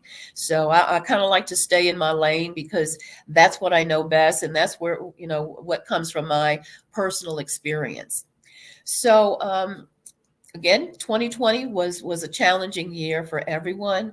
I was able to get through it just from some habits of stocking away and being prepared as far as supplies and having a cash stash. And then recently, I've also developed apps that facilitate people communicating with one another, especially when there is no internet access. Because those are the most important things are, again, your cash stash. You have to have some kind of communications plan. And again, you have to have enough to sustain you over a period of 21 days. Again, those are my areas of expertise as far as preparedness. And when you begin to develop a habit of preparedness, then you begin to see that you're not missing opportunities. You're able to sleep better at night. So one of the things that I have engaged in recent years was really to host an event, which is upcoming next April, which was a planning opportunity, a planning experience for people involved to use that information to be able to save not only for emergencies, but now that you have additional resources, you can save for things like taking a trip. And taking a trip is really one of the best ways to develop a habit of preparedness. So just to share with you something that I'm excited about is the Eclipse 2024 Niagara Heritage Tour. And all of this information is available at my website, ipreptothrive.com. But we will be hosting a marvelous event April 6th through 8th in another 45 days, less than 2 months, where we will be traveling to Niagara Falls to witness an eclipse, but also that area has a very rich African American history, which I'm sharing now because it is African American History Month. And there's no better time than February or every day of the year. But it's an opportunity to revisit those experiences that were part of our heritage of folks who wanted to make a better life. And I call them futurists. For instance, Harriet Tubman, Frederick Douglass, the Niagara movement. If many people are not familiar with that, but W.E.B. Du Bois put together a group of people who wanted to develop an economic plan that is very much compatible with my use of 5, 10, 10, 75. In other words, churning our dollar. And I need to put in a plug for Dr. Kelly because he's very much part of this narrative of churning our dollar in the African American community. So I am thrilled to host an event that is relevant to preparedness, that's relevant to economic preparedness, especially with regard to the African American community. And you all are able to take advantage of opportunities that are at my site, where I do things that I try to structure it so that it is a win-win for people who visit the site, take advantage of my resources, such as being a member. You are able to learn preparedness skills. And one of those skills is that I am a amateur radio operator, which is one of those skills that is so needed in the African American community. We do need more amateur radio operators because when there are at-risk events, when stuff hits the fan and communications are disrupted, amateur radio is one of those skills that becomes essential. So there's just a plethora of preparedness resources at iPrep2Thrive. And so I welcome everyone to visit iPrep2Thrive.com to take advantage of the mobile apps that I have available that can assist with beginning to save for a preparedness fund that conveniently split up your dollar so that it's easier to do that. I have saving schedules, and I look forward to speaking with some of you just to provide additional mentorship on using some of those tools and taking advantage of learning. I do teach mobile app development and amateur radio, and even things such as learning how to do solar cooking. So there's so much there, and actually, it's my hope to develop a community of folks where preparedness really becomes the industry, the mainstream in our community, because we really do need to make that kind of our brand identity. So if anyone has any questions, just reach out to me, Pam at iPrep2Thrive.com. So at this time, if I can take any questions, or Dr. Kelly, if you can give me some direction on anything that I can share or elaborate on, I'd be glad to do that. And I'm just going to switch back to being a moderator and just sharing about what the Black Business Network actually does, which is some really good activities. The Black Business Expo's mission is to raise funds for high school seniors going to college or K-12 entrepreneurs. Yes, we have to really prepare, and that's what preparedness is about, empowering our young entrepreneurs to be idea producers, not just idea consumers. So we really need to develop a new cadre, a new generation of idea producers. So that's what the Black Business Expo's mission is to do and to foster. This expo is a fundraiser for students. You may go to www.blackbusinessexpousa.com to donate to the scholarship fund, or use the Cash App that's on the screen below and say $BBXUSA. our goal is to give laptops and up to $5,000 to 10 students. Students can register online at Black Business Expo. So with that, I can go back to share a little bit more about what I do at I Prep to Thrive. And one of the things that I am excited about is recently I have formed, is now in formation, the it's the Preparedness Advertising Network. Preparedness Advertising Network, because there really needs to be a imagery industry, which does not exist right now, that is focused on imagery, content, messaging, and audio that promotes preparedness in all communities, but particularly in the African American community. So my excitement with this new activity is that every message, which is a public service message, has to have audio, imagery, and the message. And I'm someone who loves music. I love audio. I love imagery. So it's exciting to me to really extend the invitation to people who want to be a part of the Preparedness Advertising Council, because PSC, that stands for PAC, and I like the imagery potential for that. PAC, the new PAC in town. So you can now visit the website preparednessadcouncil.com, and you will see information on how to get involved in participating in the Preparedness Ad Council, which is really going to launch an industry of limitless opportunity when you think of the various preparedness campaigns that are possible, especially across all age groups and across various professions. For instance, there is a need for preparedness ad campaigns that target seniors, preparedness messaging to seniors, preparedness messaging to young people, especially to help encourage young people to get prepared and the resources available in STEM industries. There is a need for preparedness advertising, public service announcements for the disabled, for veterans in our community.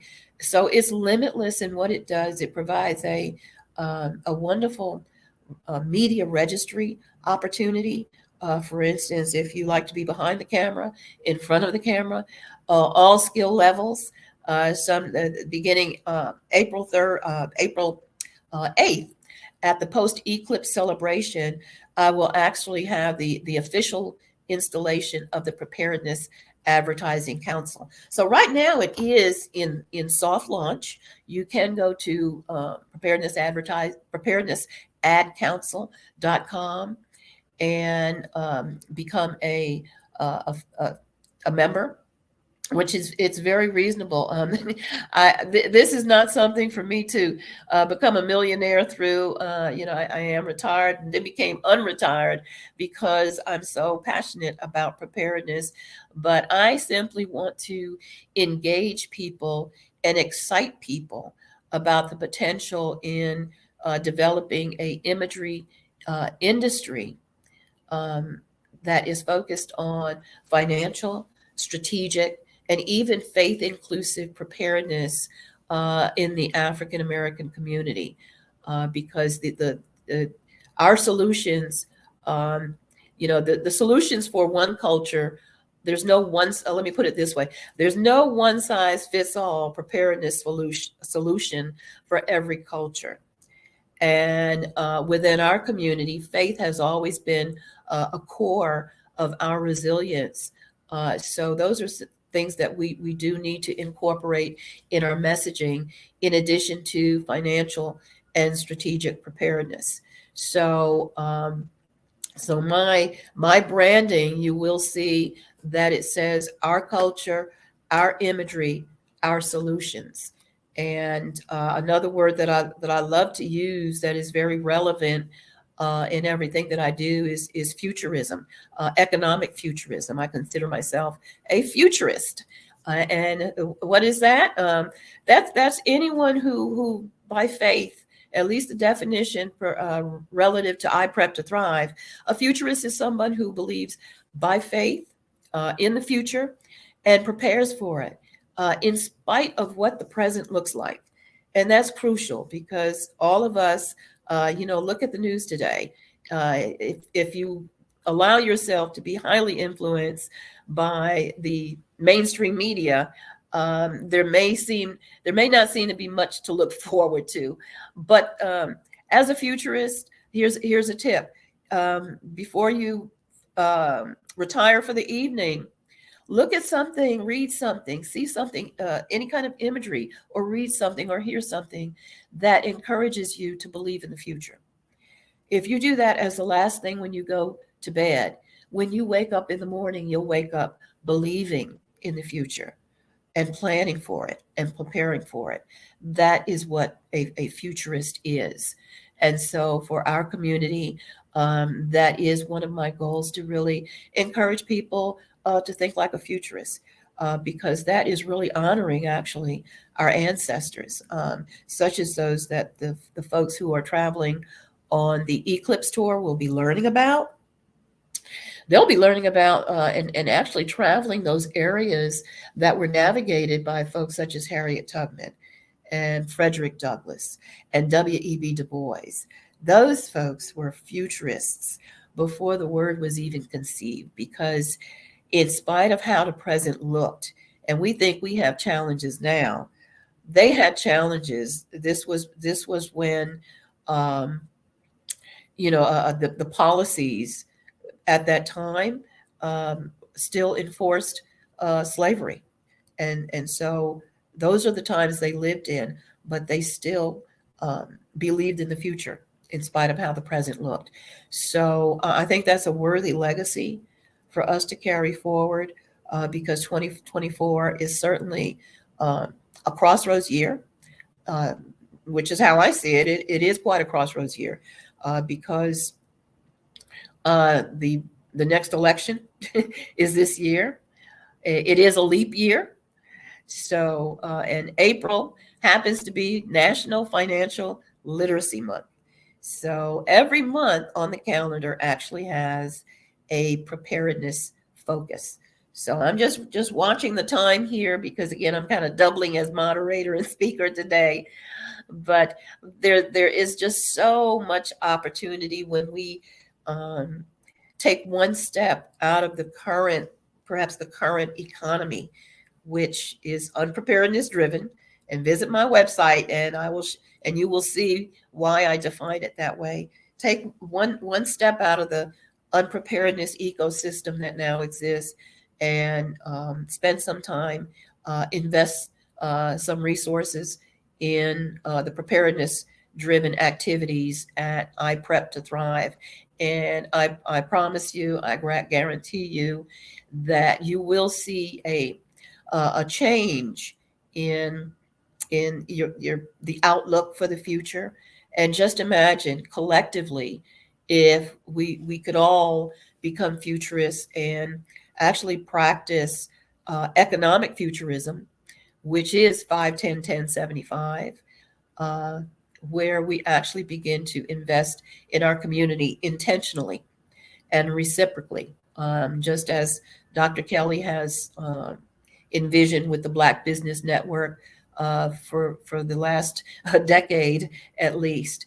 So that's what we need to do. Preparedness pays, unpreparedness costs, but preparedness pays, and there's much opportunity in the preparedness industry, which I want to see us become the trailblazers in that industry, and we can do it. We can make a change that needs to happen in the U.S.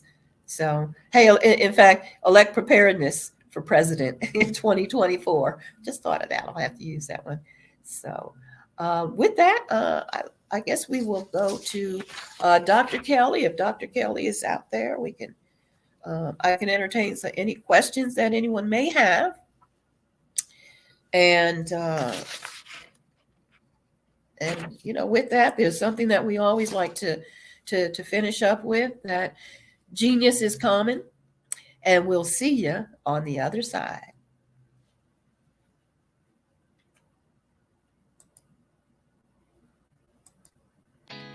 Did you know women represent just 3% of Fortune 500 CEOs and less than 15% of corporate executives at top companies worldwide? Have you wondered what the secrets are to getting into the top ranks, whether in the private or public sector? Do you want to figure out how to stop being held back in your career or passed over for promotion? Then you're in the right place. Hi, I'm Dr. Madeline Ann Lewis, President and CEO of the Executive Women's Success Institute. I have decades of experience in the military, the federal government, and corporate America, and my mission is to help women succeed and tap into their full potential. I want to reach 1 million+ women around the world to become the leaders they are meant to be. So if you want to move into a management or executive level position, or maybe you are a female veteran transitioning out of the military into business entrepreneurship, then reach out to the Executive Women's Success Institute at 301-693-3284. Let us get you on the fast track to success.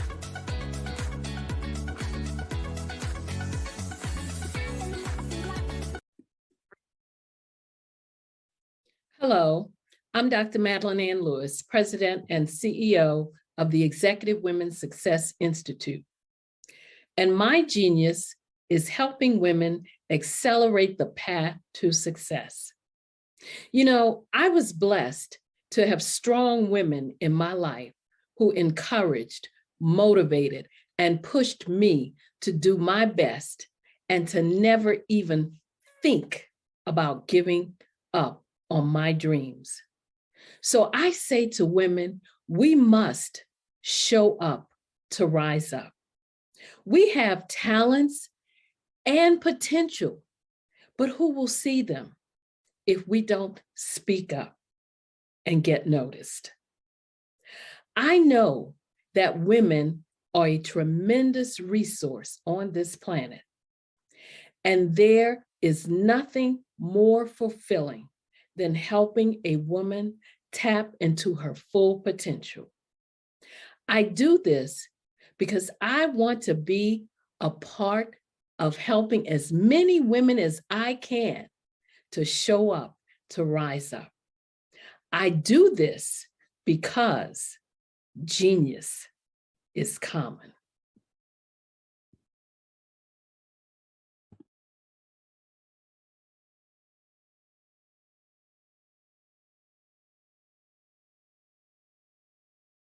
I am from Washington, D.C., but I was raised in Durham, North Carolina.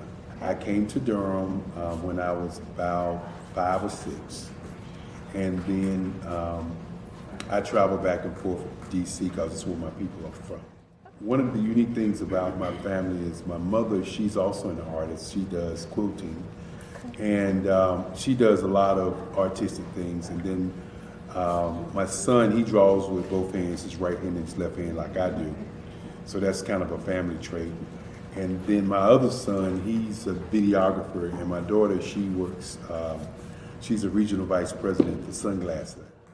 When you start out drawing and sketching, you want to continue to explore, you know, each avenue. I do pastels, I do pen and ink, I do painting, I do acrylics. I haven't done oils yet.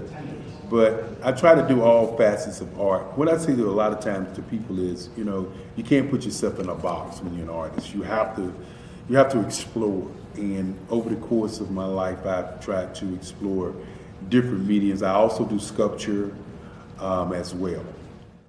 I choose my subjects by the intensity that they have in their faces, or the intensity that somebody is moving, because I do more than portrait drawings. I also do I do abstract, and then I do figurative drawing also.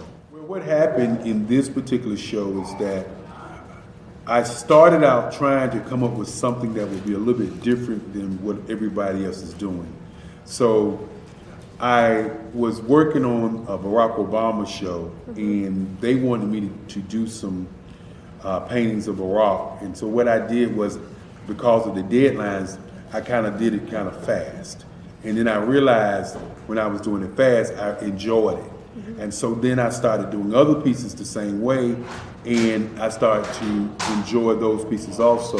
And so I came up with this particular style, and it's a style of lines and colors. And what's interesting is that when I was in college, I did a show called Lines, Colors, and I talked about the boldness of the blacks, the hotness of the whites, and this is how this has come about, later on in my life. And the colors comes from a lot of the entertainers that I work with, where they wear different colors. They don't wear, your plain reds or your whites. They wear different colors, and so that's also another piece of what's giving me the colors. The subtitle of this show is Faces That Speak Life. That's real critical. Faces that speak life. Each one of these pieces is a life source and a life energy that's being put on display for people that are looking at them. I always say in terms of my art, it's not important that I draw them. It's important what you get out of what I draw. I don't try to just draw it because you like it. People wanted me to do prints. I didn't do prints. People asked me to do different people, but the people that I choose are people that make a difference in the lives of people in the world. So the human landscape idea was, again, as I said, the lines represent your emotions, it represents your ideas, and it represents your journey as a human being. And that's why you get the different pieces and the different looks. And as you notice, I try not to do one look that looks alike another look. And that's what's the most important part of this show. Art to me is a creative expression of something from nothing. It explodes onto the canvas, or it explodes on in my work. One of the things that I try to do more than anything is I try to just give the lines and the movements and emotions and the expressions to what I do. Art really means to me a chance to express how I feel deep down inside. Most of my art begins as a thought that I might have, whether it's sports, whether it's history, whether it's a woman or a man. It pretty much starts as an idea of thought before I get into the actual image of what I'm going to draw. I do a lot of historical pieces. I was a history minor in college, and I love to do history pieces. And a lot of times I'm thinking about history, and then I try to make that history impact you as you look at it. That's one of the reasons I do pictures so large. People ask me, why do I do pictures so big? And I tell them, I want the piece to impact them as they're looking at it. To kind of dominate them, dominate their space.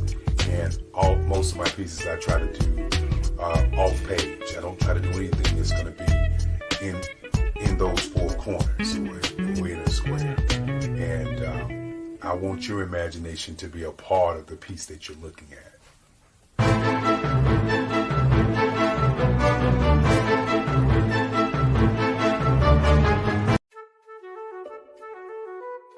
This is Dr. Arnold T. Petsworth. He's the owner of Petsworth Vet World, a veterinary clinic in Hopton, Connecticut. His patients include dog, cat, frog, fish, Goldie, dog, and this alpaca. Due to doctor-patient confidentiality, we can't tell you their names. Business at Vet World was steady, and then quarantine hit. Neighbors brought new four-legged friends into their homes.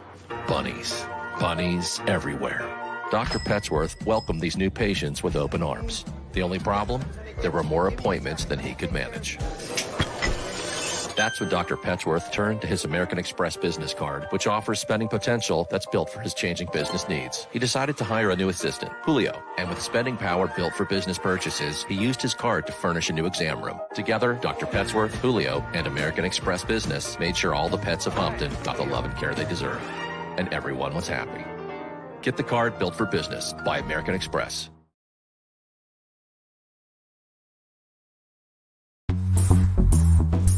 Attention all entrepreneurs and companies. Are you looking for reliable and efficient virtual assistants and back office support to help you manage your business tasks? Look no further than Superwoman Business Services. Our team of virtual assistants provides a full range of administrative support services, including operations management, social media marketing, and much more. We also offer website design services to help you create a professional online presence that reflects your unique brand. In addition to administrative support and website design, we offer business development and structuring services to help you grow your business and achieve your goals. We'll work closely with you to identify areas of improvement and develop a customized plan to help you reach your full potential. At Superwoman Business Services, we understand that running a business can be overwhelming and time-consuming. That's why we're here to help you fly high and achieve success. Our virtual assistants are highly skilled, experienced, and dedicated to providing you with the support you need to thrive. Come fly with us and take your business to new heights. Let us help you become the superhero entrepreneur you are meant to be.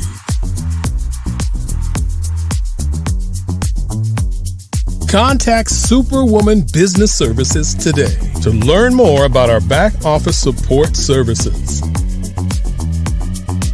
Come fly with us and take your business to new heights. I was born in a little village on the island of Haiti. Many deadly diseases pounded me. It is as if they were on a mission to end my existence on this earth. I refused to give up. In 1983, I left Haiti and came to the United States of America. And I came with $5, 2 shirts. I didn't speak any English. I came to Atlanta. I got a job. I was a doorman. I was a doorman with a dream. What I used to come on stage. I'd rehearse this moment that I'm standing in front of you. That's the power of a dream. Maybe today is the day you begin acting as if you already have it. And then step out with full force. Take a risk. No condition is permanent. Don't let your situation distract you. You are chosen. You are called. You are born for a purpose in this life.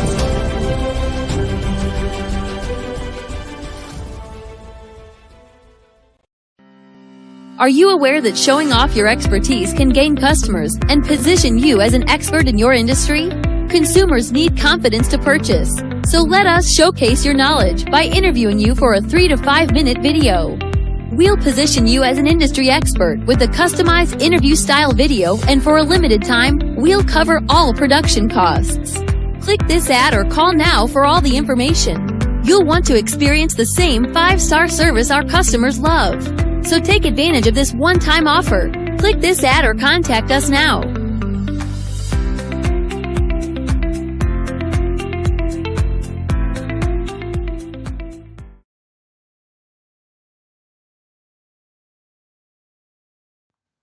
Genius is common, and my genius is nutritional strategy. I am Shawnee Smith, the owner and creator of Can Do Spice. Can Do Spice was created because I knew that adding herbal and mineral supplements to my diet did not have to be boring. In fact, because I'm a food enthusiast, I knew I could create something flavorful and explosive that also had the benefit of adding herbal supplements such as sea moss, bladderwrack, burdock root, and black seed, just to name a few. I invite you to take this journey with me where we come together and take control of our nutritional health. It is my way of sharing my genius, the gift of flavor and the healing power of herbs to the world. What is your genius?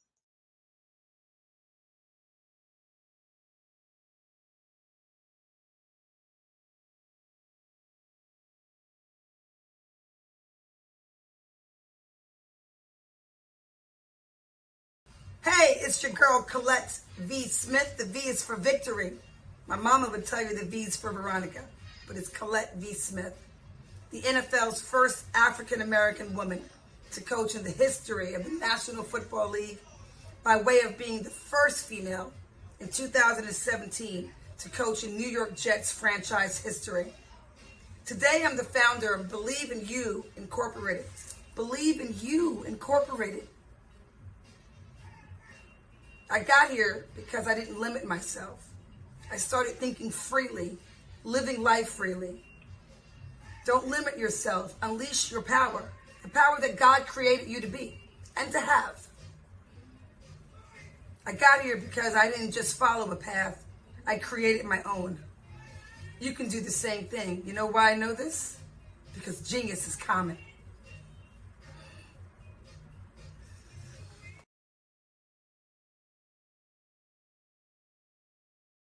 I'm Kennedy Harris. My genius is being an entrepreneur. I'm the CEO of K-Lock, a company where I develop my very own line of kids supplements. I currently market my multivitamin for kids to help combat weak immunity. During the pandemic, research has shown that having a strong immune system is key to fighting off disease. My vitamins are for kids, but adults can benefit from them as well. I'm adding a proprietary blend to my supplement line. I want to create my own blend so that I have a competitive edge in the marketplace.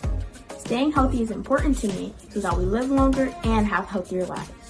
My website is klockproducts.com. That is K-L-O-C-K. Genius is common.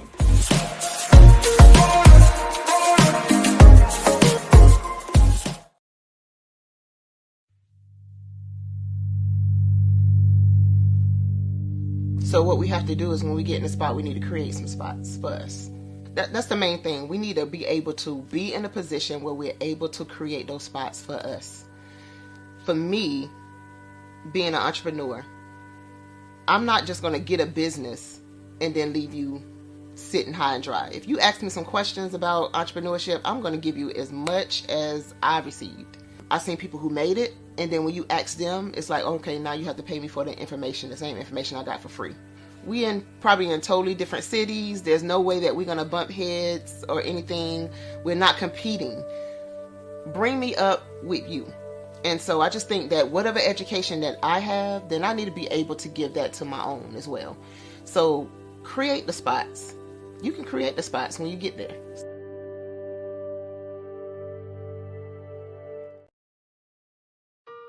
Hello, this is Israel, and I am CEO of Daydreams Interactive and author of Princess Planet.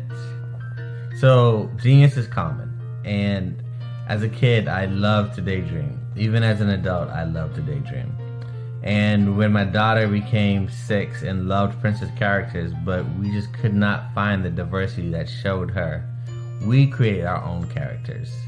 So, for instance, you have Princess Nulu right here. Princess Nulu is from Uganda, and her genius is that she loves to take care of animals.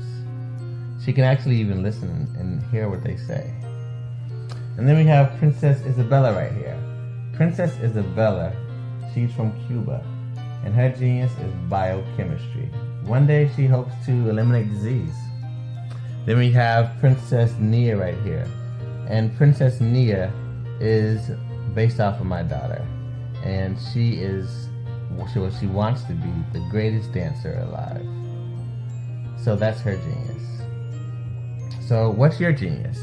My genius. Social media is evolving. It's more vibrant, more colorful, more energetic, and so are you. It's not just photos anymore. It's video, it's audio, it's subscriptions. And now there's Fanbase, a new monetized social network.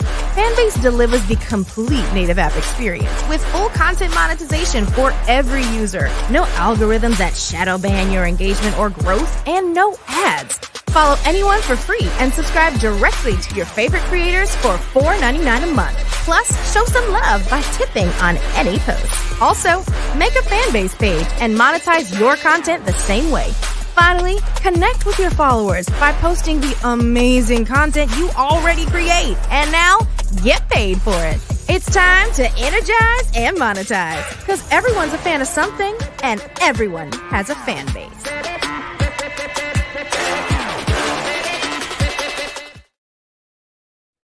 Hey everyone, it's Grant McGaw, CEO of 5-Star BDM and host of the award-winning Follow the Brand podcast and TV series, where I help you to build a 5-star brand that people will follow. My genius is personal brand development through intelligent communication and helping you achieve your business and career goals. I am a requested speaker on digital technology and brand development issues. I want to work with you to increase the value of your current opportunities while attracting new ones. Every one of you is unique, and we all share challenges that can be addressed through smart branding. As a super connector, I work with you as an executive coach to guide you along the complicated business and career development road, providing the enhancement tools and information you need to succeed. Together, I will help you succeed in today's challenging business climate. I will evaluate and measure your progress. Best of all, I am right alongside you every step of the way. Build the brand called you. Genius is common.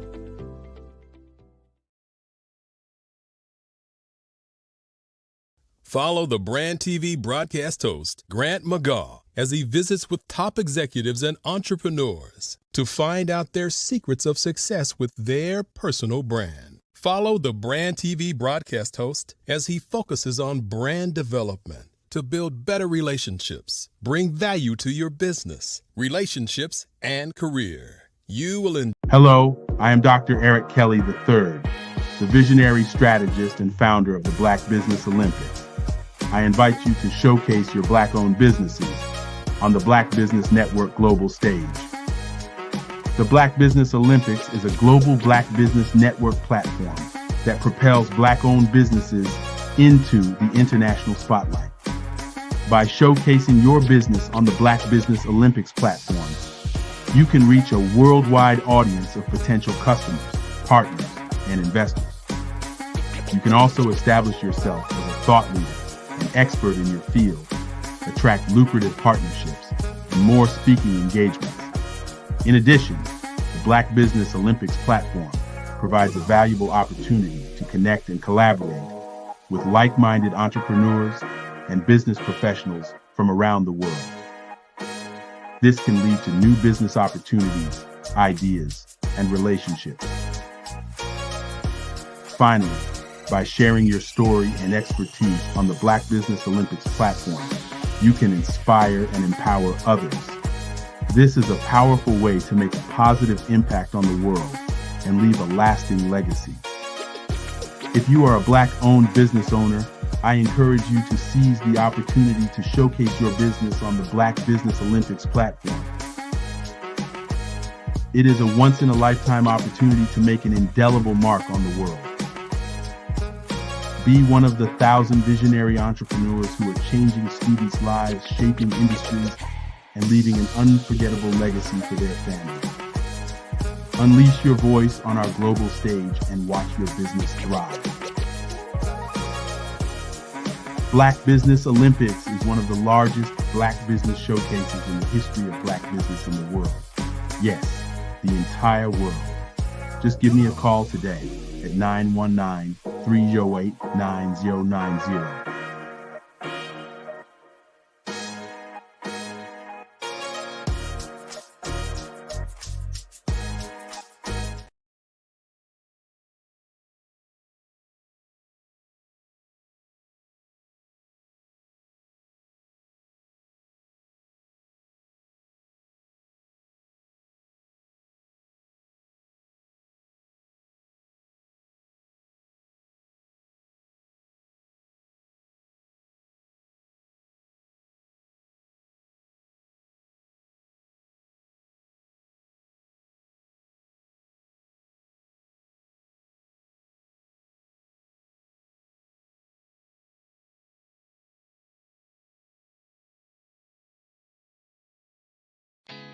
Did you know women represent just 3% of Fortune 500 CEOs and less than 15% of corporate executives at top companies worldwide? Have you wondered what the secrets are to getting into the top ranks, whether in the private or public sector? Do you want to figure out how to stop being held back in your career or passed over for promotion? Then you're in the right place. Hi, I'm Dr. Madeline Ann Lewis, President and CEO of the Executive Women's Success Institute. I have decades of experience in the military, the federal government, and corporate America, and my mission is to help women succeed and tap into their full potential. I want to reach 1 million+ women around the world to become the leaders they are meant to be. So if you want to move into a management or executive level position, or maybe you are a female veteran transitioning out of the military into business entrepreneurship, then reach out to the Executive Women's Success Institute at 301-693-3284. Let us get you on the fast track to success.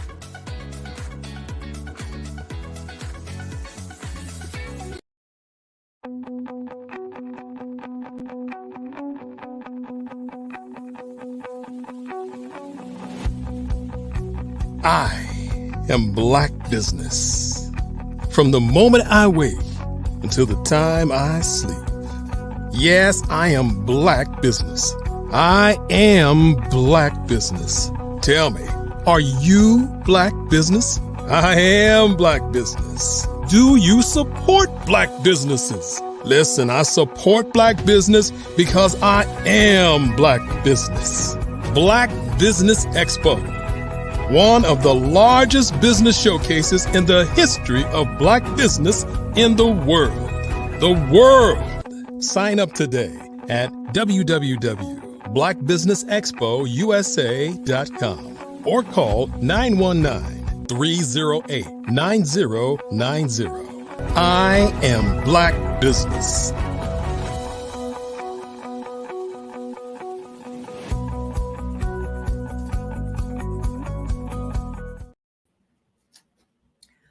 Good afternoon, business owners, entrepreneurs, thought leaders, and corporations. Welcome to the Black Business Network.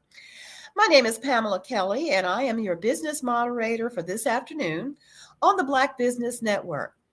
The Black Business Network is a 24-hour business network showcasing Black businesses, business owners, entrepreneurs, and thought leaders worldwide.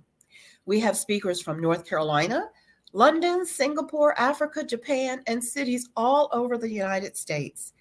The Black Business Network is a global community, sharing its business knowledge to empower, inspire, and educate businesses about business. This week, we're hosting the literary edition of the Black Business Olympics, showcasing writers, authors, speakers, publishers, agents, and literary enthusiasts. Our next speaker this afternoon is Deidre Armstrong. Deidre Y. Armstrong is a preeminent language analyst, ghostwriter, editor, and master writing coach with an eclectic portfolio that spans a multitude of genres. Known for her unparalleled expertise in content, strategy, and development, Deidre has been enlisted by a who's who of clients such as Meta, Facebook, and LinkedIn, to the finance sector's FIS Bank and US Bank, and from television's monolithic NBC to the venerable HarperCollins publishers. And with that, I now present to you Miss Deidre D. Armstrong.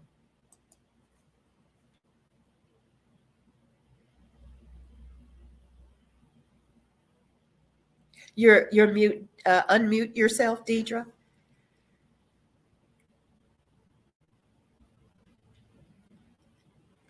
Let's see if I can. Yeah. Do you see the tool to unmute yourself? Just. You are in the right place at the right time.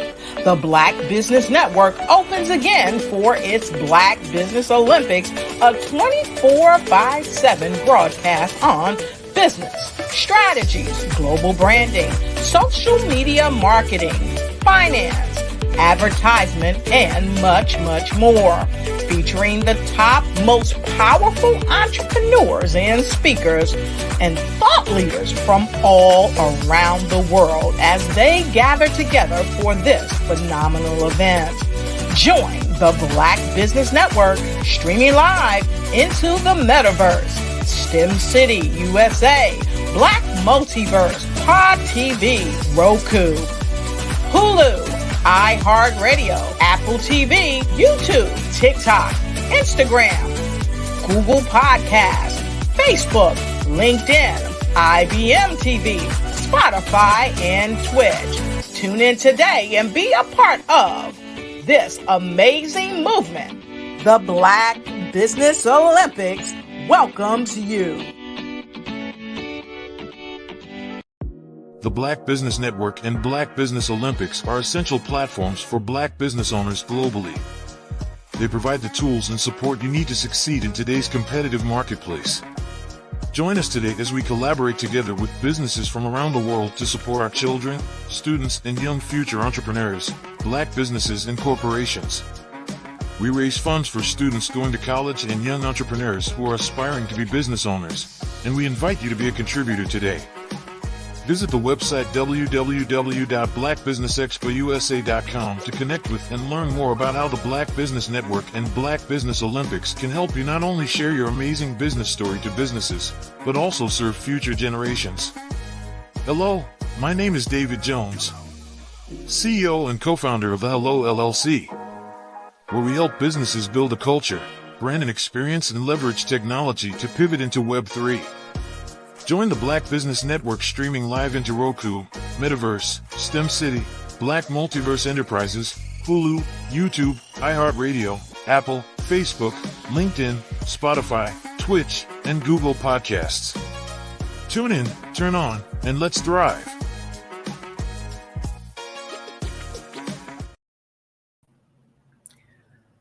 Okay, welcome back to the Black Business Network. We had a bit of a technicality. Those happen. And so I can take over. Thank you for that wonderful introduction. You're And welcome. Thanks, Pamela. My name is, as she mentioned, Deidre Armstrong, and I am a master writing coach. And so what I wanted to talk about today was a variety of things. I named my topic called Ink and Insights. I like to use ink because traditionally that's what the pen represented, writing, all different types of writing and signing. So I did want to kind of stick with that, but talk about what's going on in the industry now in terms of writing, all different types of writing. If you turn your social media on, you're going to see a plethora or really a bombardment of advertisements and sponsored ads at that of other writers, other coaches, and from things like you can write a book in 3 days or write a book in 90 days or follow me and I'll show you some tips on how to market your book and so forth and so on. And so I really wanted to talk about where that is going, the trend of publishing and writing, and talk about some of the old things, phobias, as well as some myths versus reality, writing behaviors and writing traits, and when to hire a writing coach. Some people, even if they're established writers, they can benefit from using a writing coach for a variety of reasons. Sometimes it's not that they lack the skill, but they might lack the discipline. They may need help getting on a schedule and staying on a schedule. They may need help with accountability. So I'm going to go and talk about that later on in the presentation. talks more about the benefits of having a writing coach, and then what to look for when you are vetting or needing a hiring coach. So we'll go over those things.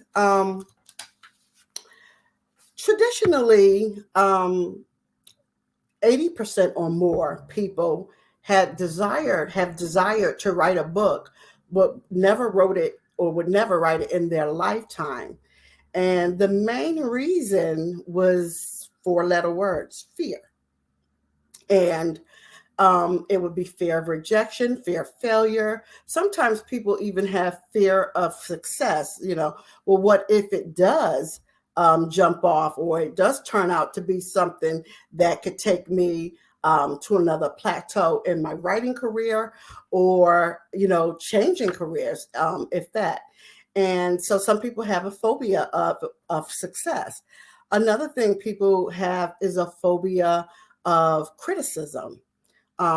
They can't take criticism, even though it's constructive. And so there's a way that you can work with writers of all types: your novice writer, your intermediate, your advanced, and your super advanced writers, to overcome any of those fears if they have them, and move forward or push forward. But I also want to talk about a trend that I see coming, and I mentioned that earlier, is that if you go to your social media, everywhere you're bombarded with ads. And what I'm finding is a lot of the clients that are coming to me now is they are confused. There's information overload. There's so much. I don't know if I should join a boot camp versus should I do this 3-day weekend thing? Should I do a 6-week boot camp? What should I do? This person is telling me that my book can be a bestseller if I, take their course and I work on a weekend, Friday through Monday, or Thursday through Sunday, and I can have a book. Another thing is people want to go into coaching, and they say, well, you need a product. And the best thing to do is, if you want to be a speaker or you want to coach, you need a book, you need a product. It helps with your brand.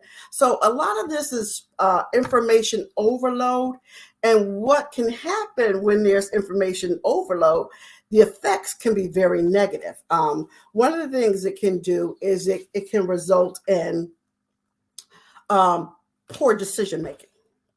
A person may go and they may sign up for just about everything they see online, and it can lead to poor decisions. You're out of money. You don't have your book in 3 days. You don't even have your book in 90 days because you are overwhelmed and being bombarded with this information overload from what you see on Facebook and on Instagram and on TikTok, everywhere you look, even on LinkedIn.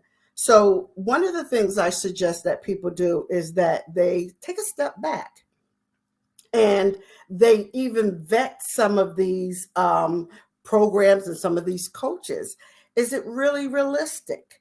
Talk to established writers and see, what does it really look like? What is the time frame to really get a book to publishing status, or the quality that you would like it to be, so that it, the quality that it needs to be, so that you don't get bad reviews, so that you have a chance, if you want to, get an agent, a literary agent, and if you want to, go the traditional publishing route and get representation.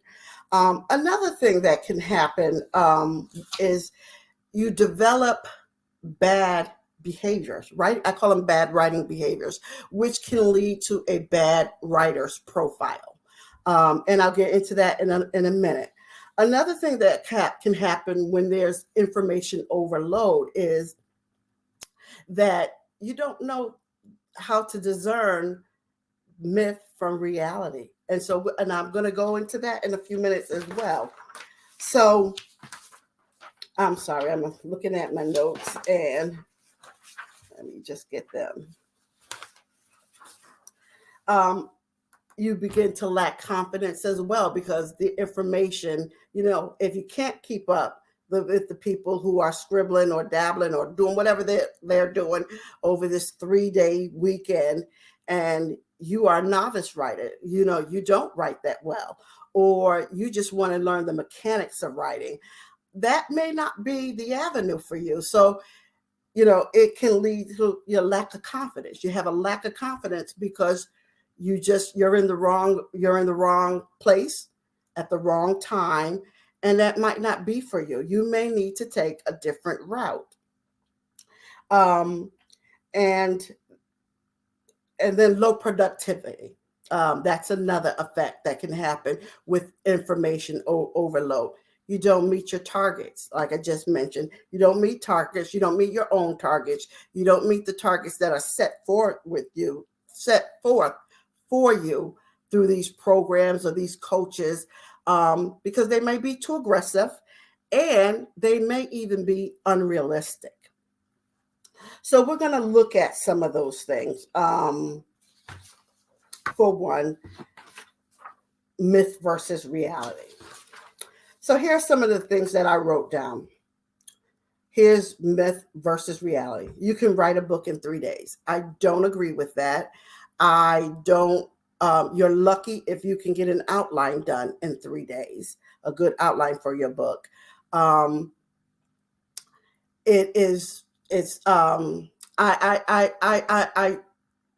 teach against it. It is not my philosophy. And I would like to caution writers to scrap that, because it's just unrealistic. You can publish a book in 90 days. That's pushing it. And that's even pushing it for accomplished writers or skilled writers, because there is a entire process from the beginning stage to the end. And from the time you either write that first letter or you type that first letter on your software or your computer, there is a process. So you have a draft. You're probably going to do some rewrites. And if you don't, you're not going to have a quality book. And you're not even going through the writing, the development phases of writing, because that's what it takes.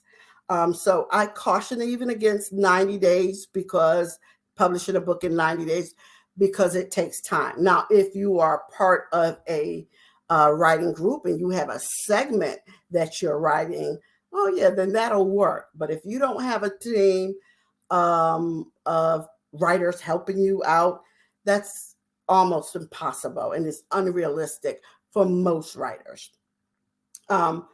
Another thing, another myth versus reality is writers don't have to do the heavy lifting, because the editor can turn their manuscript into a masterpiece.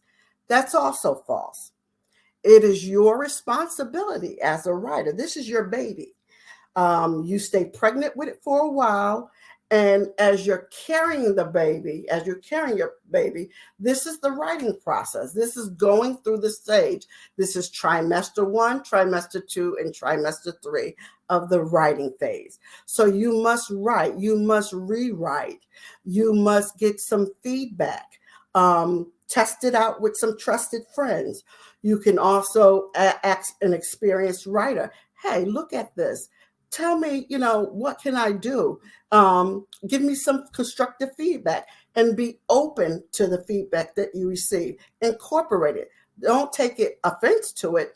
Incorporate it. Embrace it.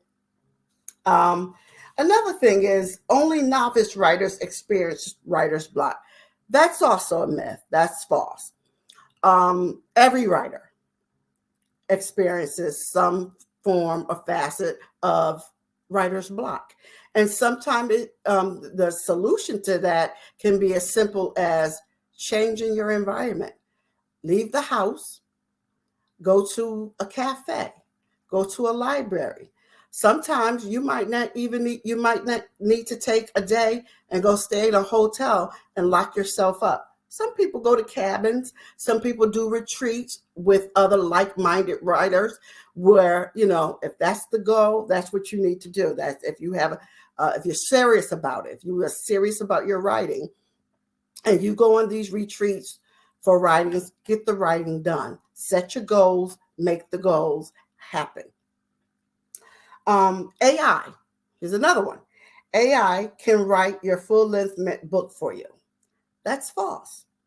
AI can help, and AI can only help with certain types of writing, a lot with certain types of writing. So when it comes to memoirs and stories that you need to have deep character development, AI is very limited in that in that capacity. Now, AI can give you a lot of information on reference books, but you still need to have your own voice and your own style incorporated into your writing. I can almost always, and I'll just tell you, I can always tell when something is AI generated versus when it is totally produced from a human being. And there is a difference.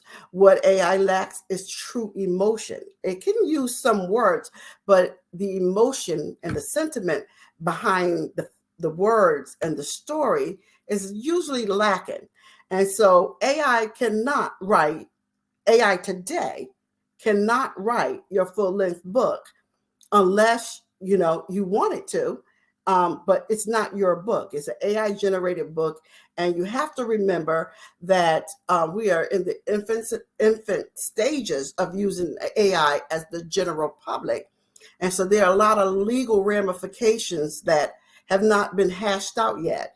So there's also some lawsuits with some writers because AI has been programmed using their text and using some of their work.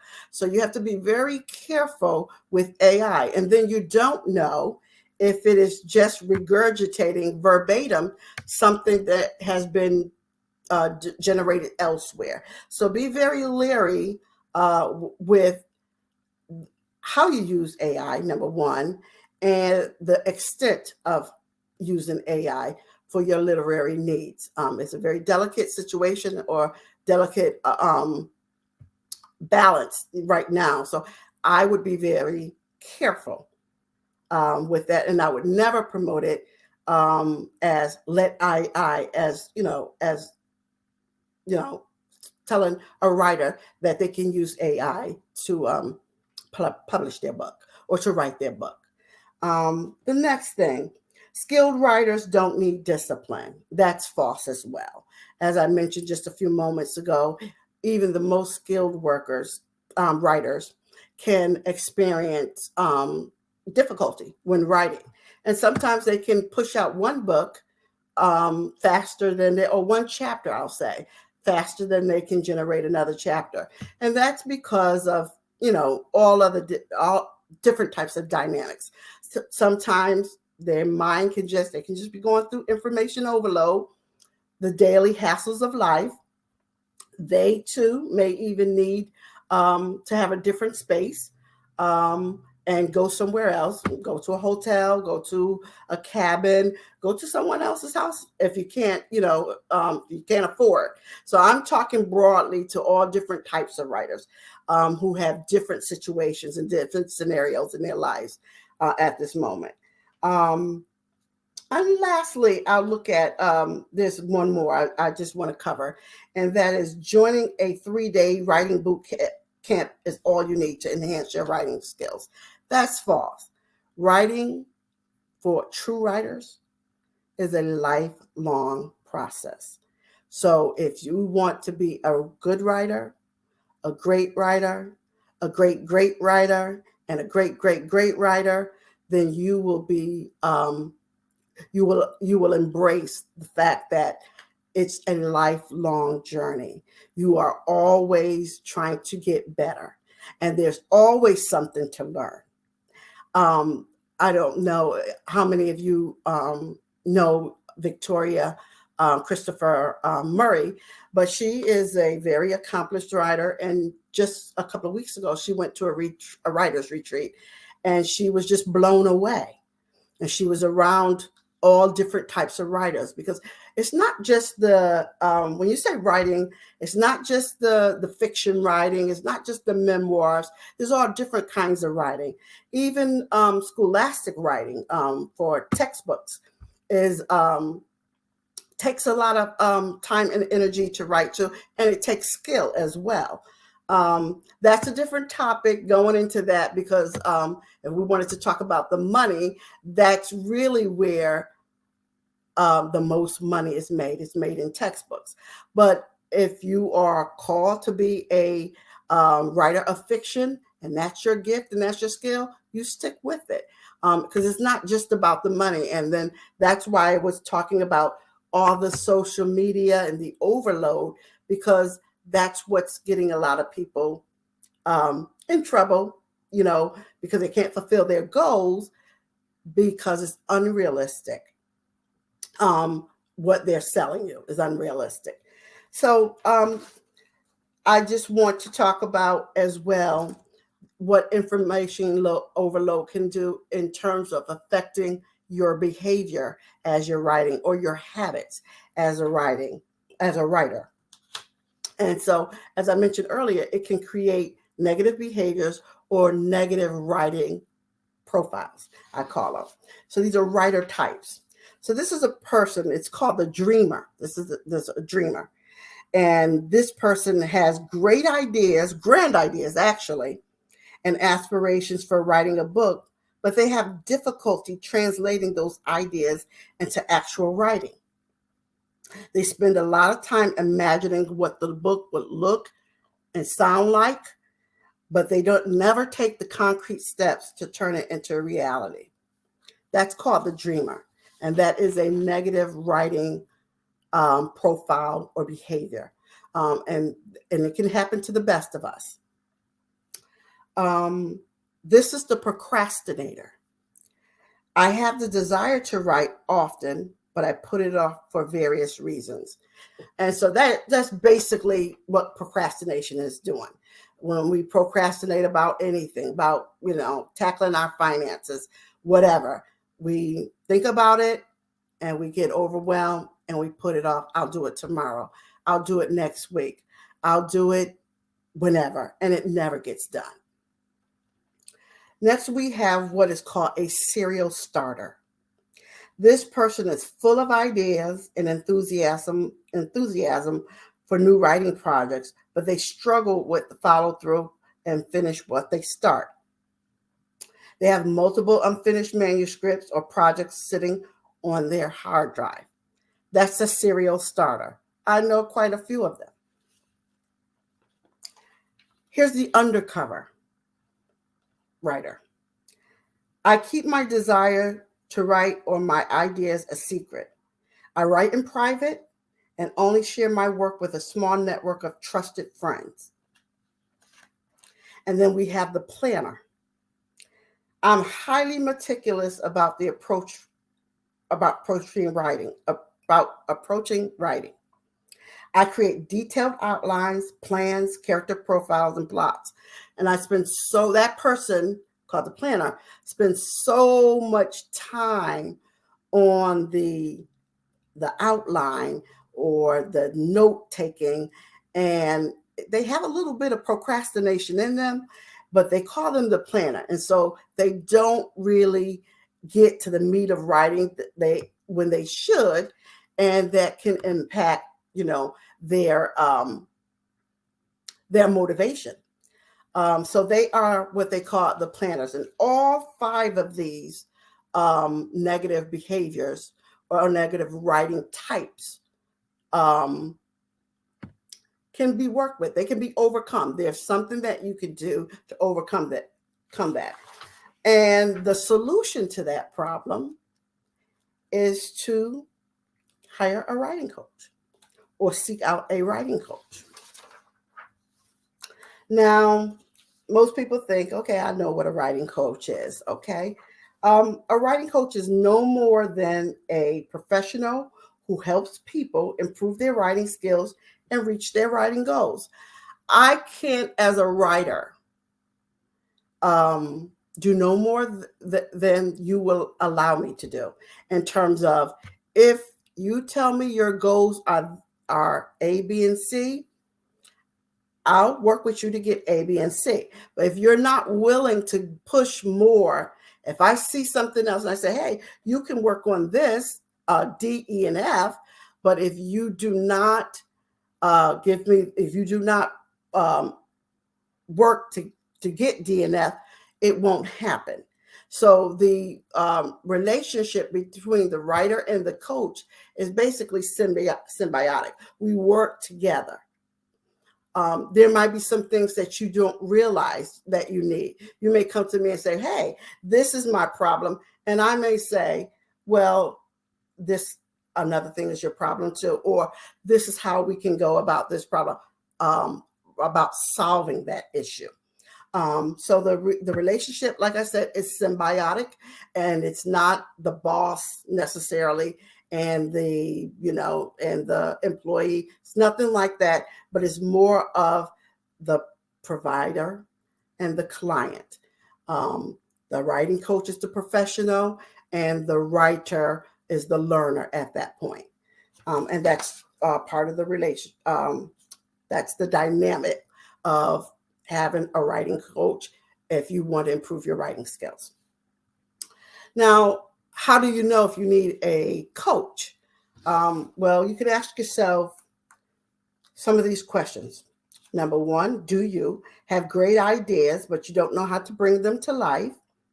Do you want to learn a more creative way of writing, a type of writing, such as poetry, creative, nonfiction, fiction, screenwriting, or even playwriting?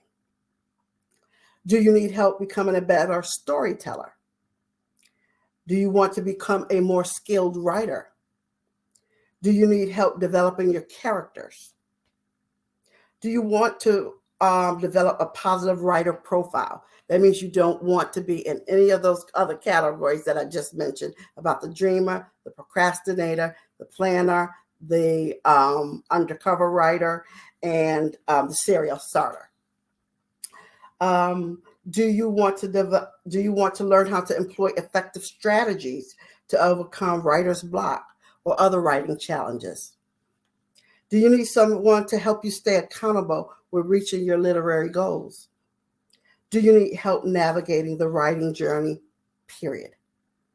If you can answer yes to any of those questions, then you should hire a writer, or you should seek out a writer coach. Now, the benefits of having a writing coach are numerous.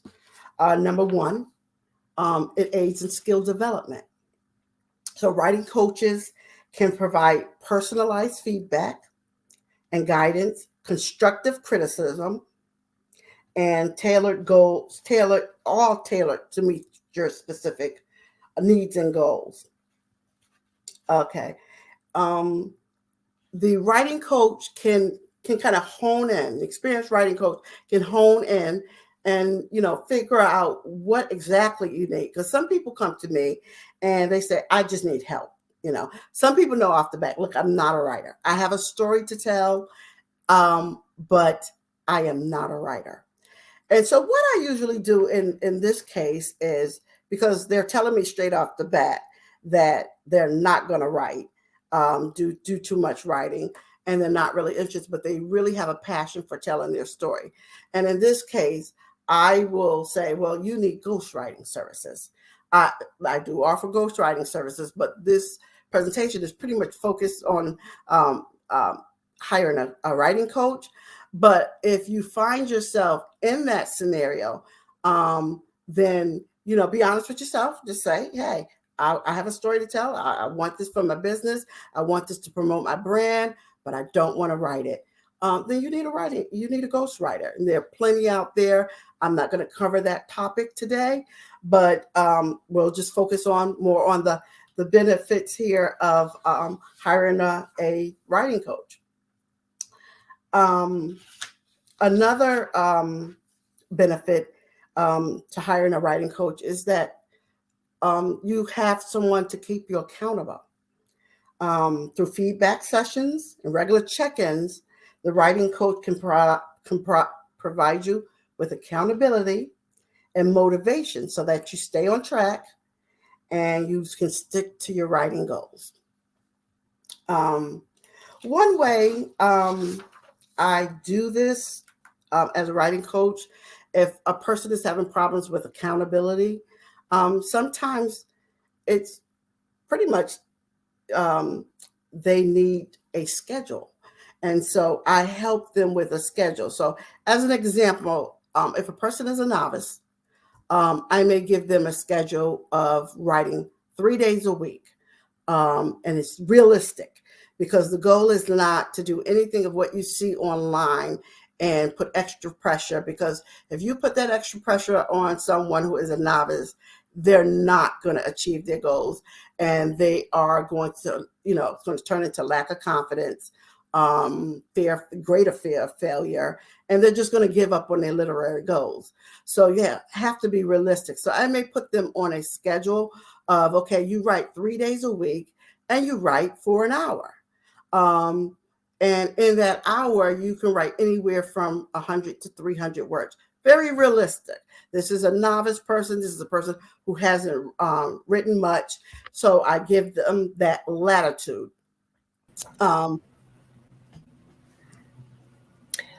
Deidre, thank you so much for all of the information. It's just such a volume, if I may use that word. Yes. Information, and I think there's a book in so many of us. Yes, so many it is. of us have it a is. story, and as you described each of those categories, I could relate. So, I'm just glad to know that there are folks such as yourself that offer that service to folks who have a story to tell, don't know where to start, but they know at some point that they really need to. So yeah. So I want to thank you so much for sharing your expertise on the Black Business Network. Do you have any final thoughts that you want to share, or how we can reach out to you for let me just information? Let me just add, I know the technical difficulties kind of kind of interfered, but I just want to say that, as for those who want to be a writer, and you need a writing coach, explore your options. Do not, you have to do your due diligence when you're looking for a writing coach. Check their website out, ask for their resume in terms of not their professional resume, that where they worked at, Cox Communications or somewhere else. Ask for their resume as a writing coach. Check out ask for consultation, and ask them what type of writers they like to deal with, work with. Ask them what type of genres, because you're trying to find your match at that point. And so that's what, like I said, it's a symbiotic relationship. So you want to make sure that that coach is good for you and that you can achieve your goals, your literary writing goals. Oh, absolutely. And can you give your website and contact information? Sure. Again, my website is coachdeidra.com, and that's Coach COACH Deidra. My name is DEDRA.com. That's my website, and you can email me at Deidra, DEDRA, at coachdeidra.com. You can email me with some questions. You can request a consultation. For those who are writing coaches, I just, I always encourage you to, make sure that when people contact you, make sure you check your website out. Make sure your links are there. Make sure that the information, the basic information that a writer might be looking for is on your is on your website. And contact them in a reasonable time frame. That's important. Oh, okay. Okay. Great information. Great information. Well, at this time, I want to thank you for joining us. And at this time, what we will say is genius is common. And we will see you on the other side. See you on the other side. Thank you so much. You're welcome.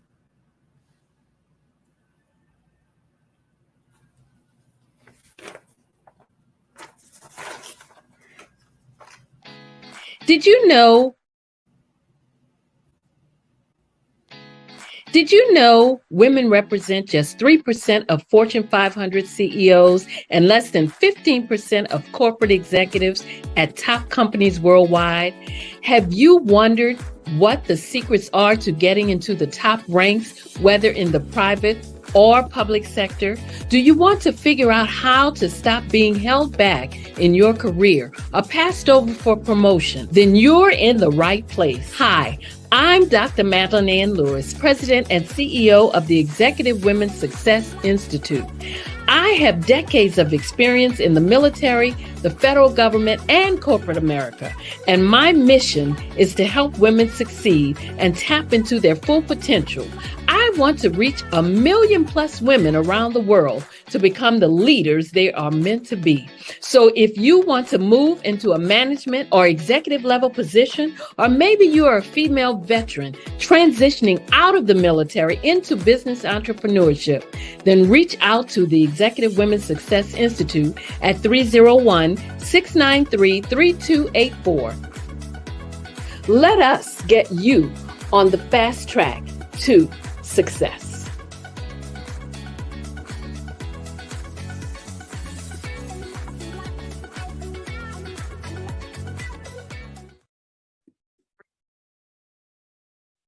Hello, I'm Dr. Madeline Ann Lewis, President and CEO of the Executive Women's Success Institute. And my genius is helping women accelerate the path to success. You know, I was blessed to have strong women in my life who encouraged, motivated, and pushed me to do my best and to never even think about giving up on my dreams. So I say to women, we must show up to rise up. We have talents and potential, but who will see them if we don't speak up and get noticed? I know that women are a tremendous resource on this planet, and there is nothing more fulfilling than helping a woman tap into her full potential. I do this because I want to be a part of helping as many women as I can to show up, to rise up. I do this because genius is common.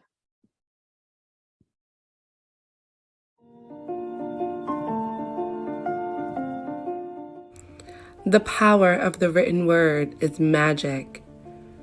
Like fire from the midday sun, like thriving roots from a young tender oak, like ocean waves reaching for the sky, like black voices stretched across a space of regality and purpose, like yesterday's tears and fight becoming today's victory. The power of the written word is magic.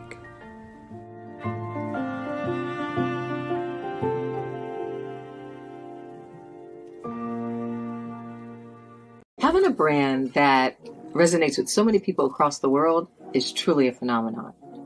But being the face of that brand that empowers people is something that I don't take for granted. It's actually way bigger than me. But it's when I hear those stories of what people had to overcome, that is what our brand is about.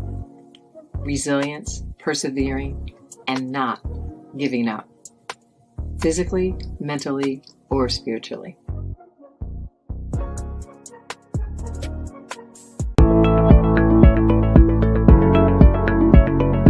Prepare for what's coming and dominate in economic winter.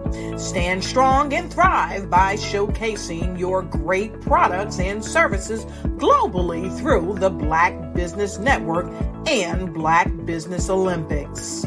The Black Business Network has showcased over 2,000 companies with over $7 billion in sales each year. Over 10 million attendees have viewed the rebroadcast each month. Through the Black Business Olympics, Unique styles of business training and mentoring are turning students into business owners and entrepreneurial warriors who will dominate in any economy. Gain the ultimate advantage of the Black Business Olympics, 7 days of unbelievable topics and speakers speaking around the globe. Donate your time and experience to provide expertise and scholarships to students worldwide and change the world. Now, more than ever, new insights, tools, strategies, and capabilities are needed. This is your chance for a major presentation to the world. Fill out the form and join the more than 2,000 speakers who have presented to over 200 countries. Join the Black Business Network streaming live into the Metaverse, STEM City, Black Multiverse Enterprises, Hulu, Amazon, YouTube, iHeartRadio, Apple, Facebook, LinkedIn, Pod TV, IBM TV, Spotify, and Google Podcasts. Sign up today. Spaces are limited, and we will see you there.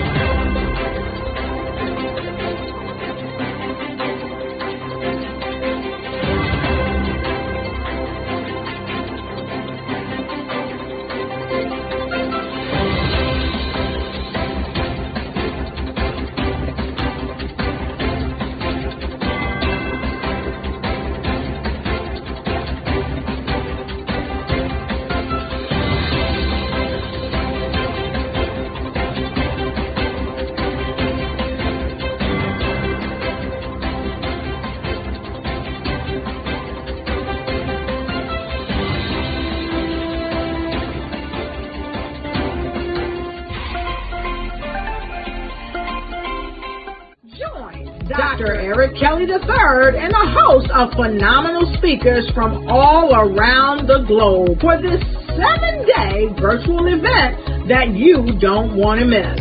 The mission of the Black Business Expo is to raise scholarship money from kids all the way from high school all the way from college. The Black Business Olympics is one of the largest Black business showcases in the world. It is an opportunity for businesses and companies to showcase their businesses globally. We are going to be giving away laptops up to $5,000 away to students.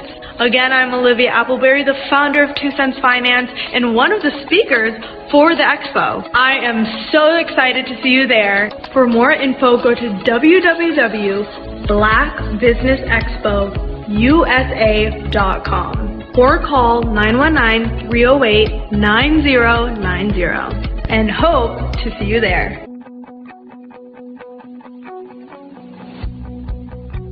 I am Black Business. From the moment I wake until the time I sleep. Yes, I am Black Business. I am Black Business. Tell me, are you Black Business? I am Black Business. Do you support Black businesses? Listen, I support Black business because I am Black Business. Black Business Expo, one of the largest business showcases in the history of Black business in the world. The world!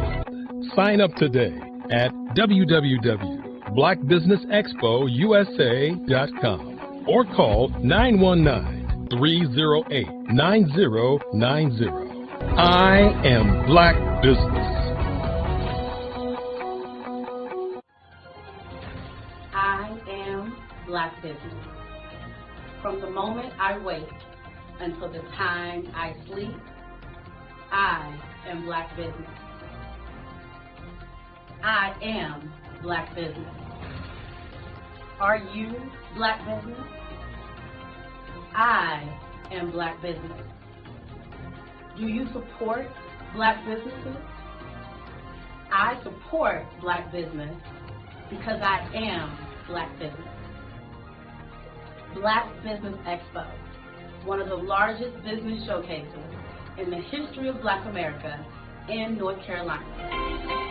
Join Dr. Eric Kelly III and a host of phenomenal speakers from all around the globe for this 7-day virtual event that you don't want to miss.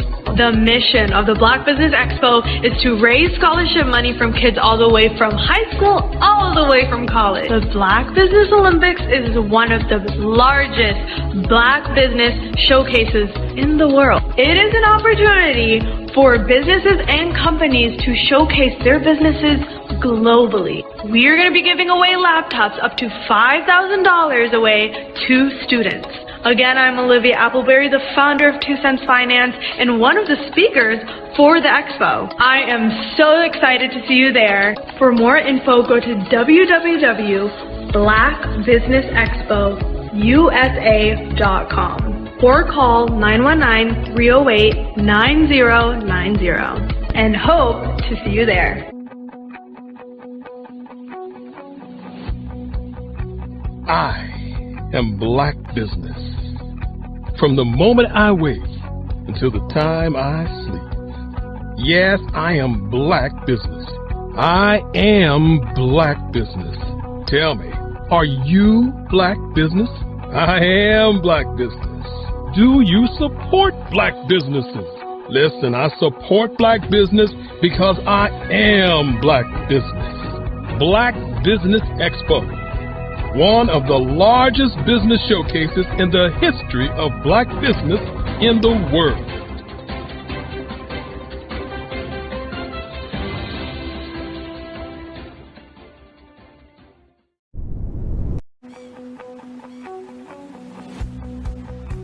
I am Black business. What if you could build your own city? A place where every child can find nurturing people to help them achieve their full potential. A place where every adult can access job training support, where health education is abundant, where social justice ruled the land. A place without limitations. Welcome. You have arrived at STEM City, USA. It is what every city should be. A safe and trusted community where you find people and resources to help you become everything you are and beyond. STEM City is unlike anything you have ever experienced. It is a digital twin of the world around you, only better. STEM City is about energy and soul renewal. It is more than a digital world. You can almost feel the power of live cultural events, music, and theater. STEM City promises a better future for children with caring mentors and hands-on activities with dedicated tutors to support our youth. STEM City is your passport to a healthy lifestyle with weekly events addressing our community's many issues. STEM City is your financial well-being with helpful information on wealth management, career advancement, job training, and so much more.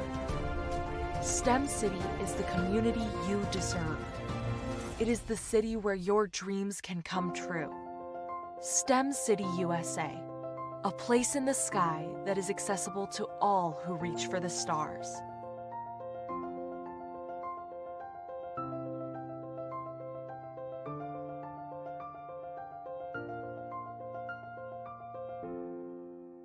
The Black Business Expo's mission is to raise funds for high school seniors going to college or K-12 entrepreneurs. This expo is a fundraiser for students. Please, you may go to www.blackbusinessexpousa.com to donate to the scholarship fund or use the Cash App at $BBXUSA. Our goal is to give laptops and up to $5,000 to 10 students. Students can register online at www.blackbusinessexpousa.com. Every dollar counts. Please donate to the Black Business Expo USA Scholarship Fund.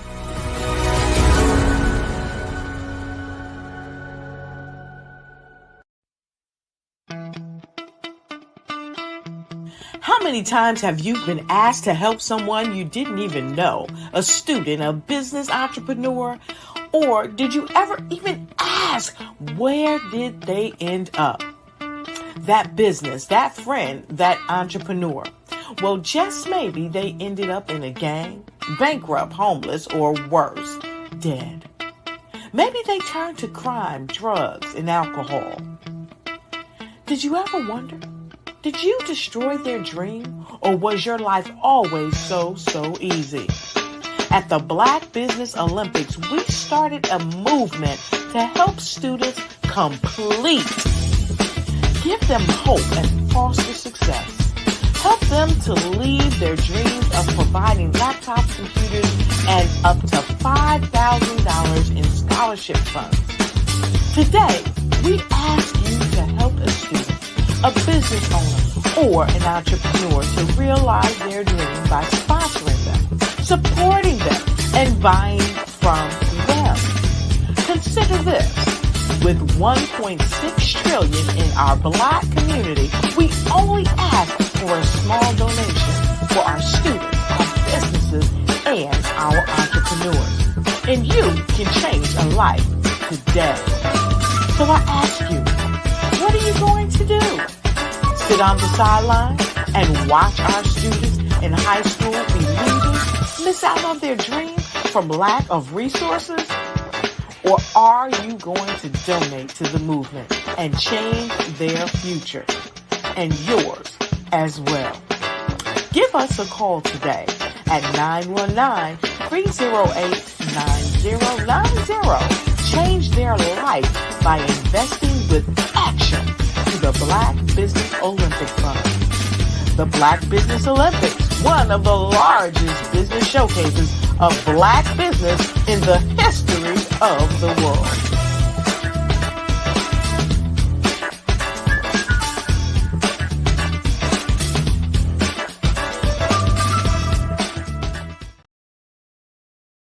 Absolutely.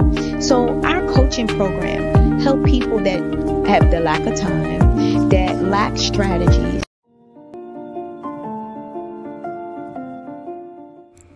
The power of the written word is magic. Like fire from the midday sun, like thriving roots from a young tender oak, like ocean waves reaching for the sky, like Black voices stretched across a space of regality and purpose, like yesterday's tears and fight becoming today's victory. The power of the written word is magic.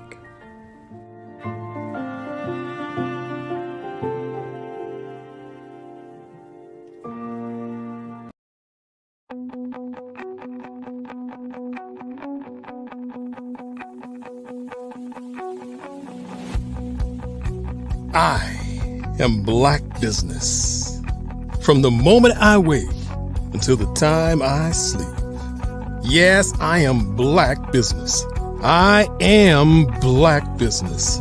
Tell me, are you Black business? I am Black business. Do you support Black businesses? Listen, I support Black business because I am Black business.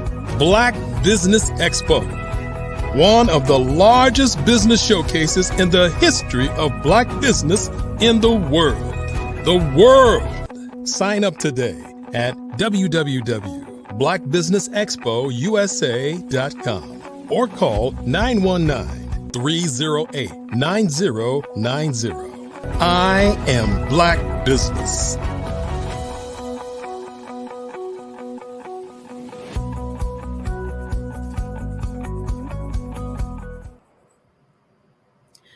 Good afternoon. Good afternoon, business owners, entrepreneurs, thought leaders, corporations. Welcome to the Black Business Network. My name is Eartha Watts Hicks. I am the CEO of Eartha Tone Enterprises and Eartha Tone Books.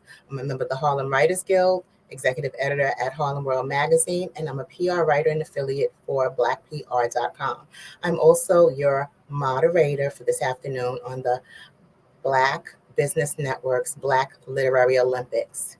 Now, the Black Business Network is a 24-hour business network showcasing Black businesses, business owners, entrepreneurs, and thought leaders worldwide. We have speakers from North Carolina, London, Singapore, Africa, Japan, and cities all over the United States.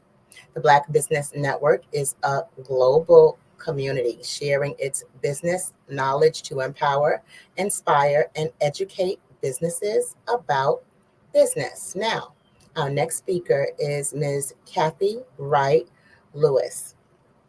Kathy Wright Lewis is a veteran educator, and she's a veteran educator with 35 years of experience teaching high school English. A Brooklyn speculative fiction author, Kathy Wright Lewis penned and published Maria's Seed, Why Hope Lives Beyond Project Walls, Passion's Pride, Returning to the Dawning, Mama Relly and Mama Relly's Lessons, a children's book series, and a host of poetry anthologies and short stories. Her allegorical, futuristic works both uncover the history of African Americans in New York City, honors the African ancestors who built the city, and revolutionaries who fought for equality amid centuries of disenfranchisement and massacres. I welcome and present to you Ms. Kathy Wright Lewis. Well, hello. Hi, good afternoon, my dear Eartha. Good afternoon, Kathy. How's everything? Everything is great. Everything is great.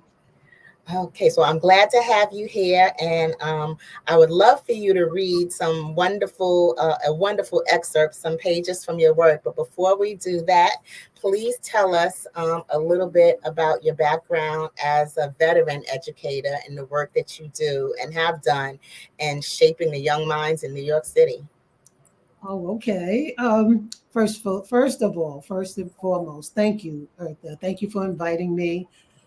It's always wonderful to be in your presence, and every opportunity is a great one because you never know who's listening.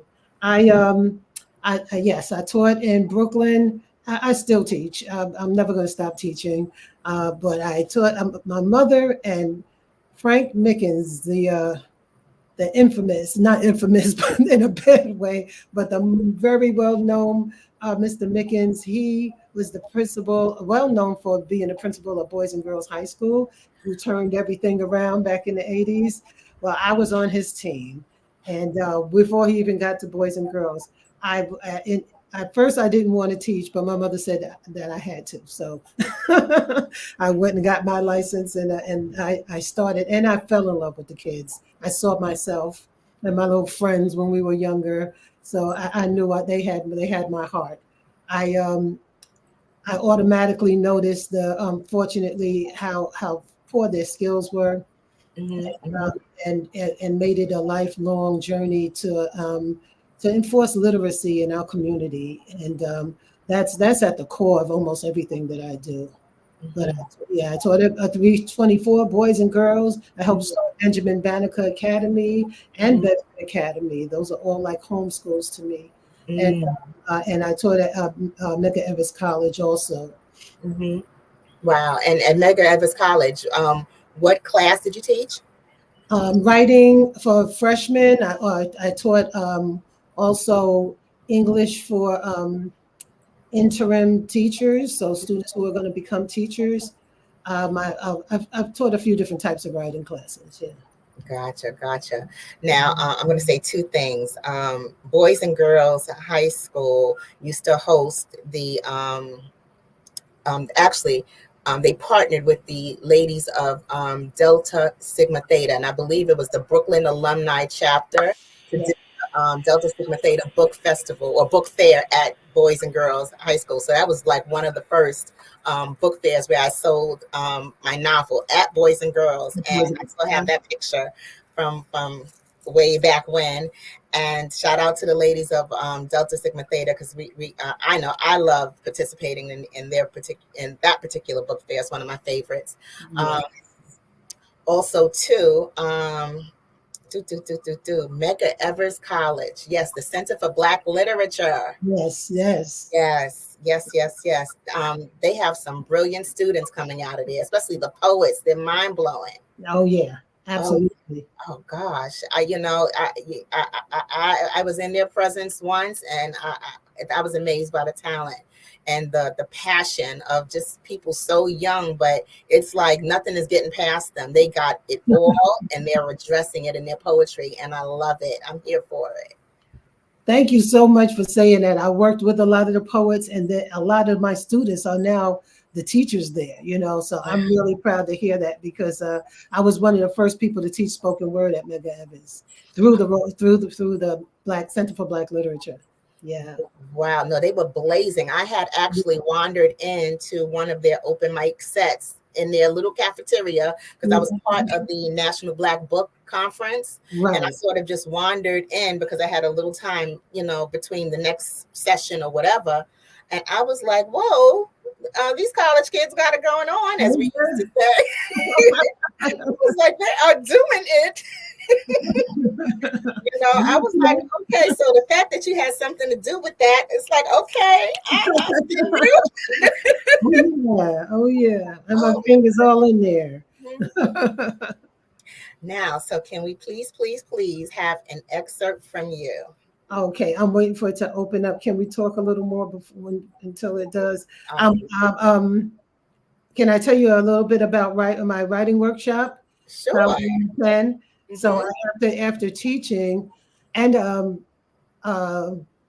I just didn't want to stop, I guess. I'm so devoted to my childhood community of Brownsville, which most people frown on. They feel like it's just a place of criminals and that type of thing. But I know a different Brownsville, and I know how much creativity and culture came out of Brownsville, and what raised me and who raised me. So I came back, and I went to the Brownsville Heritage House and asked if I could teach a writing workshop for free there. That's how we started. And I actually kind of left Medgar Evers to go do Power in the Pen, conduct Power in the Pen. So every Saturday between 11 and 2, from 11 to 2 p.m., we are at Brownsville Heritage House. All you hear is beautiful poetry, excerpts from novels and memoirs, and people are receiving, and it's my way of teaching, people to pass the literacy on in their families.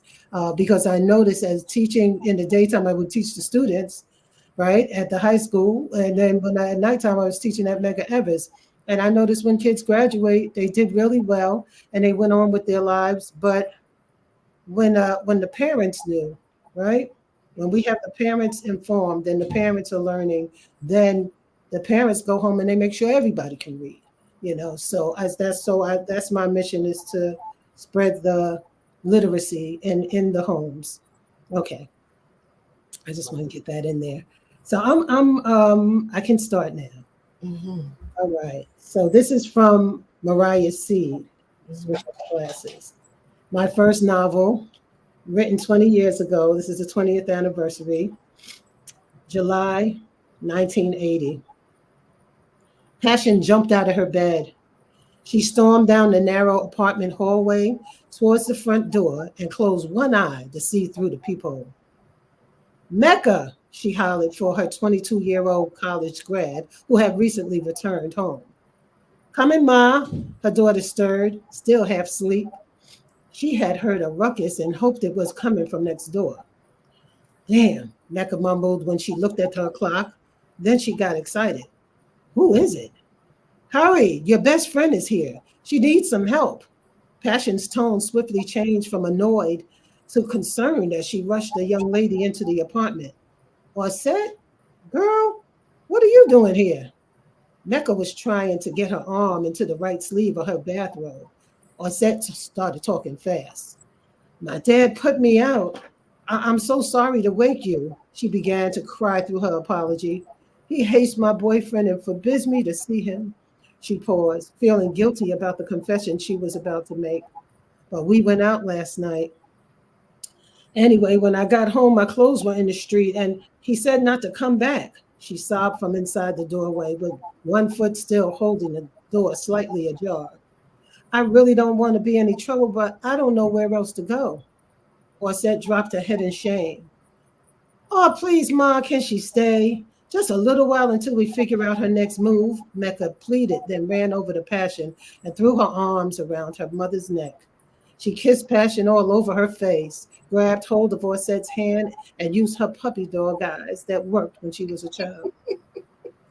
Girl, if you don't stop with all of that, you know how many people have slept on that couch because of one emergency or another. One more won't matter. Passion hugged the young girl woman tight but quick, then extended her arm and gestured for Orset to move towards the living room. Curious, Passion peered down the hallway before she closed and locked the door. Thanks, Mama. You're the bomb. Mercy's smile left the imprint of a giant grin on Passion's heart, and Orset's long, sad face had earned Passion's pity. She really was on the brink of hysteria. Her father's words rang in her ears. No daughter of mine is taken up with no thug. Get out of my house and don't ever come back. Don't ever come back. She rubbed her belly, but I'm pregnant, Daddy, she had wanted to say. Frightened by the fury she had never seen in his face before, Orset had fled her childhood home in the middle of the night for the first time in her life. Her boyfriend had met her at the phone booth a block away, 10 minutes after her frantic call. You okay, baby? He asked after she slid into the front seat of his new Benz. In the next breath, his tone changed and his face turned cold. Where you want me to drop you off? He asked like a careless cab driver. Her heart had crumbled in her chest. I can't stay with you, she whispered as the tears she tried to hold back slipped down her face. You know I'm married. Girl, I can't bring you home. He watched her sink. Don't look at me like that, babe. I'm leaving that bitch as soon as I can, and we'll have our own place and our own family. He rubbed her belly and kissed it. In the meantime, see if you could stay with Mecca. You know Passion won't mind. It's like a Holiday Inn over there. The man, 8 years her senior, had a way of staring her down and disabling her common sense. Orset would agree to anything he'd ask after that. Her father called him Trouble. It had become his new name, and she knew he'd cause her nothing but trouble. You still have that package I gave you? He asked. You didn't leave it there, did you? No, it's in my black bag. Trouble smiled and winked. You know you my girl, right? Orset just nodded. She couldn't muster up a fake smile like she usually would after agreeing to do something her spirit had warned her against. She felt like a fool. The band screeched as Trouble made a U-turn on Powell Street, then sped down Sutter Avenue. He didn't even say goodbye, she thought as she rode the elevator to the 4th floor and prayed Miss Passion couldn't tell that she was 4 months pregnant. Thank you, Mrs. Freeman, Orset quickly added as she walked in. She wanted to hold on to Miss Passion's hug, a real mother's hug. Hold on and cry all night. Instead, she walked into the living room and latched on to Mecca's neck. It's okay, Orset, she said, and held and patted her best friend's back like she used to when they were teenagers and some boy had left Orset brokenhearted. They'd have a sleepover, eat pizza, and Mecca would tell corny jokes. We got to find you some better boyfriends, child. Let me get some covers for you. She repeated the same lines she'd said back in the day, but Orset had lost the goofy laugh that Mecca loved, and the genuine innocence of her demeanor had disappeared. Mecca was still happy to see her old friend, though she seemed different. Maybe we can get back to being tight like we used to be, she thought. She's still my girl. Mecca smiled and winked as she turned from her friend. I'll be right back. Don't look so worried. We'll get through this, sis. The smile and wink made Orset think of Trouble, and a shiver ran down her back. He don't even love me, she told herself. The next night, ruckus resurged at the front door as the ladies prepared to retire. Mecca and Passion walked towards the back of their apartment when, come out of here, Orset loudly echoed in the hallway. It must be her father. You and Orset go ahead in the back, Mecca. I'll handle this, Passion assured her daughter. But when she heard another voice shout, "Come out or we're coming in," Passion yelled, "Mecca, call the cops." It was trouble and his friends. Battering ram in hand, the group of masked men dressed in black from head to toe burst through the metal apartment door. They poured into Passion's home and converged upon the helpless women. Somehow, Mecca survived. Wow. Wow. Yeah. And this is taking place in Brooklyn in the 80s. Yes, this is in the 80s in Brooklyn, in Brownsville, to be specific. It's always my backdrop.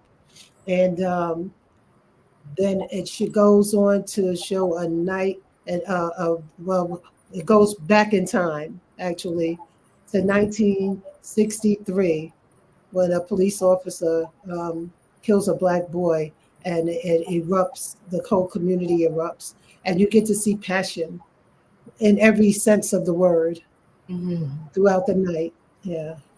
Wow. Yeah. Woof. That's powerful. So I have to ask, and I know the answer, but I have to ask it. What led you to censor your stories in Brooklyn? Yeah. Because it's my home, and I really don't think people know what happens here, and especially in Brownsville. And that, if you just watch the news, you wouldn't have a clue as to what really happened. And we have such a rich history here that needs to be told. Yeah. And I felt like I needed to preserve, the community it was a powerful community back then. We did some amazing things, and people just don't know about it, or they choose not to, expose it. Right. I mean, when you think about Brownsville seems to just have happened. You don't understand that there's a whole history that evolved, that brought it from one place to another. And there are all these details that no one's really sharing. There's a whole narrative there that's not being recorded, that's not being saved. Well, it's being saved now because you're working to do that work. Right. So that's powerful. And it's powerful for the plain, simple fact that the young people who are there now don't understand what's been happening in their own neighborhood, or what the early history of the neighborhood was, what the dynamics of the neighborhood was, how the community came together. So all of that gives a different sense to a place than, just a liquor store and a check cashing place. Right. Right. And there's I want to just remind people that it's an allegory, and it's allegorical because I wanted people, like I said, to see passion in every sense of passion, but passion, the community was so passionate. And we were fighting for justice all the time. So this was my way to honor passion and justice, even though the problem was that passion and justice were both killed, and that's what made our communities begin to self-destruct, and be attacked, and so that's the point I'm making. It may seem like I'm just talking about some characters, but all of their names have powerful meanings. Right, because now that you mention it, and you mention it like that, with the loss of passion and justice, you have a loss of hope. Right. And that's how a place can turn into a hopeless place. Exactly. Yeah. And I'm thinking of it. I'm thinking of my own neighborhood where I grew up in the South Bronx, where in the 70s it was just on that downward spike because of addictions, and people who were struggling, and crime, and the rape, and then the burnt down abandoned buildings, and it was the relics of it looked like the what I call the bones left behind after a war, the ashes, right? And that's what the Bronx looked like. It was ashes, and it smelled bad. You could smell it in the air, right? But imagine if while living in that place, we understood that there was a rich history. And I'm talking about the Bronx, because I don't know anybody writing about that neighborhood I was in. Right. But imagine if there were books about the protest and the community and the justice seekers and the heroes within that Millbrook projects. I would have had a different sense of pride about where I came from and the community I was a part of. Right. Because none of those things happen by coincidence. The landlords were burning the buildings themselves so that they could get the insurance money and get out. There were riots, sure, and there was some looting and there was some burning, but they didn't burn all of that. Okay, everybody knew the owners were doing that, and then the city left it that way. You're describing Brownsville too, left it that way for years. I remember this. We were just talking about sanitation strikes. They refused to come and pick up our garbage. When people started burning garbage in the streets, it made it look like we were crazy people on the news, but people were burning it because they weren't picking it up. Right. And the metal garbage cans, they were burning it. Mm-hmm. So between the burning of the trash and the metal garbage cans, the incinerators where they were burning the trash from the buildings, then it was and then the garbage was sour. Yes. It was all over everywhere and it was sour. Yeah. Then there were rats and stray dogs. And that was New York of the 70s and 80s. That's right. It sure was. And then to make us real famous, they made us Fort Apache the Bronx. Right. And Escape from New York. Right. Exactly.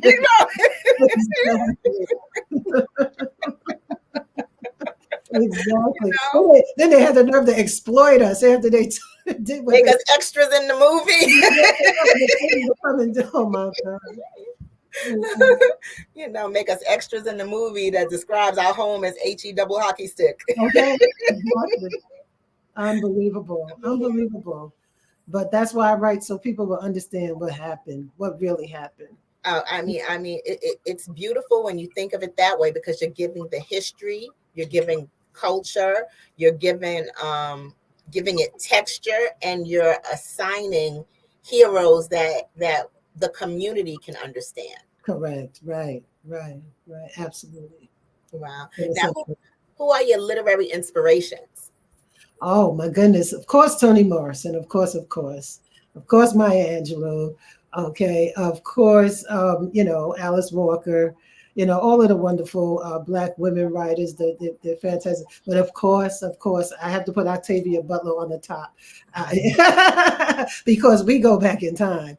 Okay. When I read Kindred, it changed my life. And I realized that this is how I can do it. I go back in time and I'll tell the story. And I go all the way back. The second book, we go back to 1741. We go back to the slave ship. And we talk about all of the things that were going on back then. And it's how it's the same way. We're still dealing with the same issues. Okay. But Octavia Butler's, oh my God. Now, what's your favorite book by her? Well, Kindred, A Parable of the Sower. Those are my top two by her. Yeah. Wow. Now, how would you describe your work? I describe my work as, like I said, it's Afrofuturistic. We call it speculative, but my point is it's really Afrofuturist, because that's all about going back in time, looking at the history. Right, assessing it, evaluating it, and understanding why we're the way we are right now, so that we can make the future better and take a look at that and put some hope.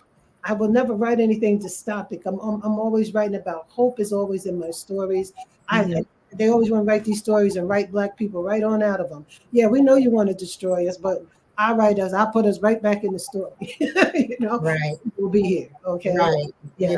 Like I was saying, I think yesterday or the day before, Abe Lincoln freed the slaves in the Emancipation Proclamation, and then sometime later, Martin Luther King had a dream, and between that time and that time, we were all idle, doing like this. Right. Yeah, sure. Right. Come on. Right. Let's tell the truth. You know, all these HBCUs putting out all these Black college students, all these Black college graduates becoming doctors and lawyers and scientists and mathematicians, and all these Black people coming through the colleges learning all of this knowledge, and we were just sitting around doing this with our thumbs. Right. Come on. You know, so it's it's one thing to it's one thing to give us history without our history in it, right? And then it's another thing to not give us books that we read to reflect who we are, right? So now that we've evolved or come to a place where it seems to me like more of us are reading, more of us are publishing books, more of us are writing, more of us are passionate about books. Now, all of a sudden, they want to ban books. That's right. That's right. You know, and actually, I'm gonna say this because there was I just saw a tweet from ABC News that says that the book ban lawsuits moves forward. Florida district restricts over 1,000 books now. The book ban book list is up to 1,000 titles. Compliance under House Bill 1069. So those of us who want to find out more, look up House Bill 1069. Limits discussion of racism, gender identity, sexual orientation. And some of these titles include titles by Toni Morrison, Alice Walker, Sapphire, Angie Thomas, James Baldwin, Judy Blume, and J.K. Rowling. So Unbelievable. It's so interesting that you brought that up because I made a note to bring up Ava DuVernay's movie Origin. And I urge everyone to see it. Everyone should see it. Everyone should see it because it's about Isabel Wilkerson's book Caste. And she's absolutely correct. And we talk about racism all the time, but we don't talk about what it really, really is. It's a caste system. And they make a decision to put a certain people on the bottom and create all this propaganda and all this belief and all this negativity about them. So we literally hate them to give us the worst of the worst. And it happens all over the world. It's in India, you know, with the untouchables. And it's with, of course, you know, in every community, unfortunately, with the Jews. That's what they did for the Holocaust. They made them the people that everybody should hate, and people turned their heads while they were killing them. You know. And before they did all of that, the first thing they did was burn the books. Burn them. That's why I brought it up, because they burned the books. They burned the books, so you wouldn't know who you're really talking about, and you wouldn't know their history. You know, it's a system. It's a diabolical system set up to destroy. You know, it's a sickness. You know, it really, really is. But everybody needs to look at that. So we have to do something. We have to write. We have to write. We have to. Right. Yeah. I mean, it's horrible. You know, I remember as a child, I went to a public library. First, librarians, there weren't that many Black librarians back in the 70s. So when I was like walking into the library age 7, and I'm like, where are your books about Black people? Where are your books? Well, do you have books written by Black people? Librarian couldn't tell me. She pointed me literally to the card catalogs, Dewey Decimal System, typed white type on white index cards, and it must have been maybe 300 cards in one of those drawers. Remember? And it must have been 500 drawers. Right. And then she's like, look up that number and then go find it on the shelf, like it would be on the shelf if it was in the card catalog. Wow. You know, and looking at an author, the title of the book typed out on an index card in the card catalog, that would not tell you what the identity or if that writer was Black. Exactly. Right. Or if the book was Black or about Black people. All you had was a name, a title, and a number. That's right. Right. You know, so and I had mentioned this earlier, and while speaking to James, my introduction to Nikki Giovanni came by way of Tina Marie Squarebiz. Right. When she says it in the song, she's saying, yeah.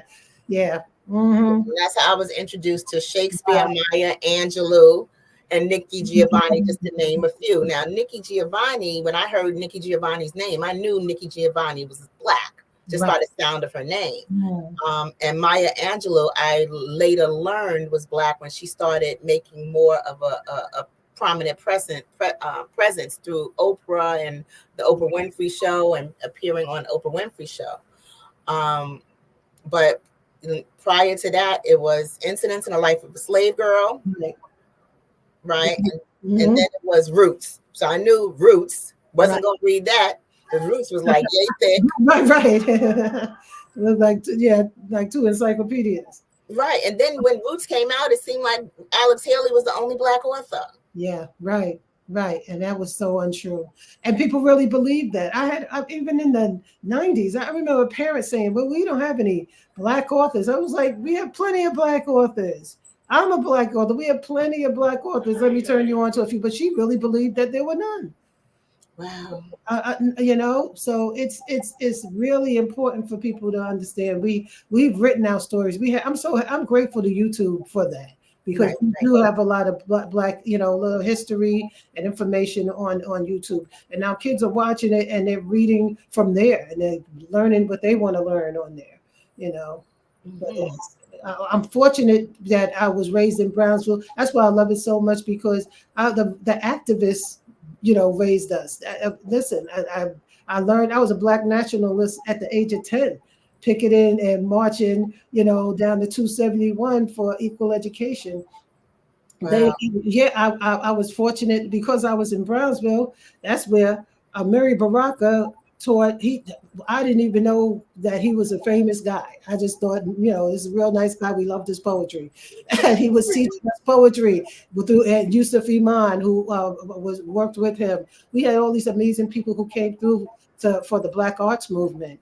And that's how we learned our history in the community, because they wanted to make sure when we got bussed out to the white school, when we came home, we found out who we were.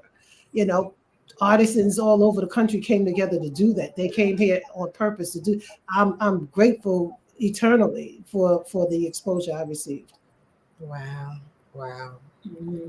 It's amazing. Now, what as an English teacher, and I know you only have your class and your classes that you've taught, but if there was one thing you would love for all Black high school students, Black students of color, not just Black, but students of color, students of culture, what one lesson would you feel that they all need to understand about Black culture, Black writing, Black history, and what we do and how we do it? Yeah.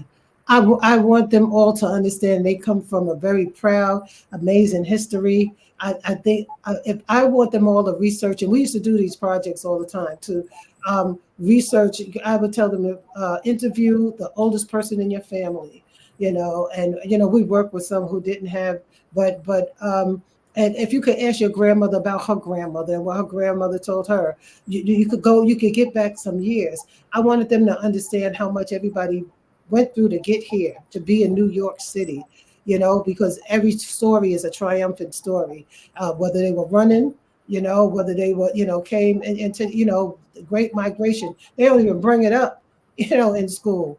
And they were brave to come all this way. Some people walked, everybody didn't have cars, how did they get here? So I want them to, because kids think of here and now. They don't think about tomorrow. They don't think about yesterday. They think about right now. So I make them go back and find out what happened before. I guess that's why I write what I write too, because they so much, sometimes right in their own families, they don't tell them who they are. So I would hear the girls calling each other names, and I'm like, why are you even saying that? That's ridiculous. So I had them ask their parents, about their history. When they came back, they were so proud of themselves. They were so proud. I remember one girl, they always called her name. She was Puerto Rican. All she ever heard was Puerto Rican. She didn't have a clue about Boricua or Taino and what her roots were. She had no idea. So once she learned that, you could see her standing taller because she had a clue about who she was. She knew who she was, and she was proud of her story. So a lot of times they don't tell the stories because they were harrowing stories, but please tell your stories to your children. Please pass on the stories, because before I could teach them anything, I had to make them know that they needed to be in school. They needed to learn, because a whole lot of our kids are smart. There's nothing wrong with our kids. They just don't feel like it's worth a damn. Like, I'm here to do what? How's this going to help me later on? We need money now. I had the little hustlers would laugh at me. I make more than you do selling, drugs. I'm like, yeah, but I'm not going to go to jail, and you need some more, because even with the money, how are you going to buy a house? How are you going to buy things that you need? You don't even know how to read these, a contract, and you don't even know how to have yourself represented. You don't even know how to speak well enough to be heard. You need this. You need these skills. So the only way I could make sure, and I was very successful as a teacher, but because I let my students talk. I let them talk about themselves.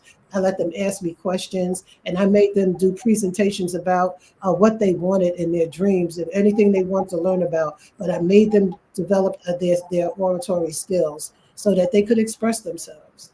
Right. And I think students today don't really understand that schools are not here to teach them everything.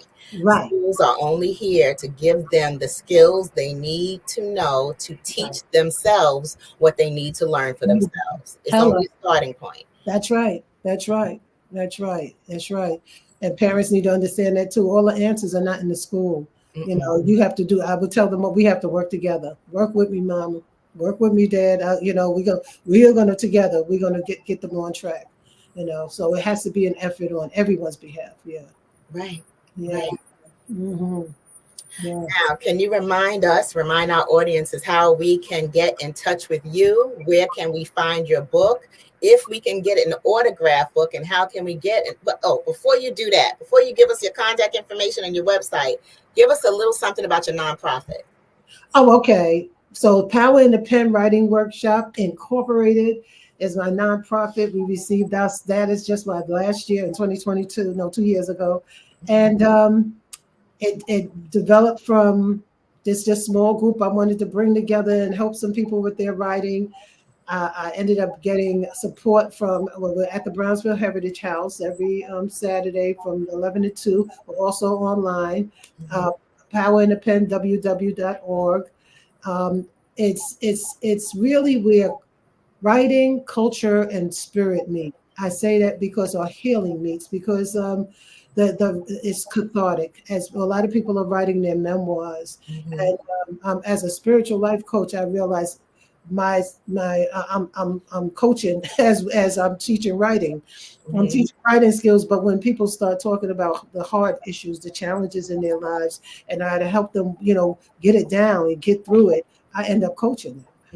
So it's become it's just become this phenomenal blessing that I didn't even expect to happen in my life. We now have about 40 people who come on a regular basis. I was inspired by Luis Reyes Rivera. I was part of his writing workshop. And so now it's just developed into this beautiful thing. So now we're getting funded by NISCA. We're getting discretionary funds, hopefully. I have them, we present in different places, in parks in the community, in Brownsville and all over Brooklyn. And we're about to start making murals of poetry in places where you never see poetry. So imagine you're in the hospital, in the emergency room, waiting room, and just sitting there worried, and you look up and here's this beautiful, inspiring poem to uplift you. So that's what we're working on that. And we have an anthology we publish every year. And we've published a memoir and a poetry book and a novel. So we're on our way up. So that's, I think that's definitely inspiring, Kathy. Please let us know where we can purchase your books. Okay. You can purchase them on Power in the Pen, www.org, through the store there. And if you purchase it there, I can sign them. You could also purchase them through kathywrightlewis.com on my website. And And it comes to me, so I'll sign and I'll mail it out personally. And you can also find our work, all of my books on Amazon. If you just put my name in, Kathy Wright Lewis, you'll see all of the books. Okay, and social media? Social media, right? Yeah, Facebook, KathyWrightLewis.com, Power in the Pen. Instagram, I'm on as I think I'm on as Nakistana on Instagram, Nakistana. And you can find us in Power in the Pen on Instagram. Absolutely. Okay, and your website is www.KathyWrightLewis. Is there a dash in there or no dash? No dash, straight through. Straight through. Okay, well, thank you so much, Kathy. Thank you for joining us, for sharing your passion, for doing what you do for Brooklyn through your writing, for preserving Brooklyn's history, and for just being you. Thank you so much. Oh, thank you. Thank you so much, Eartha. I'm so blessed to have had you in my life. So thank you. Thank you. Genius's comment, and I will see you on the other side. All righty. Okay. Take care. Okay. Wow. Oh, please look up Kathy Wright Lewis. Look up her work.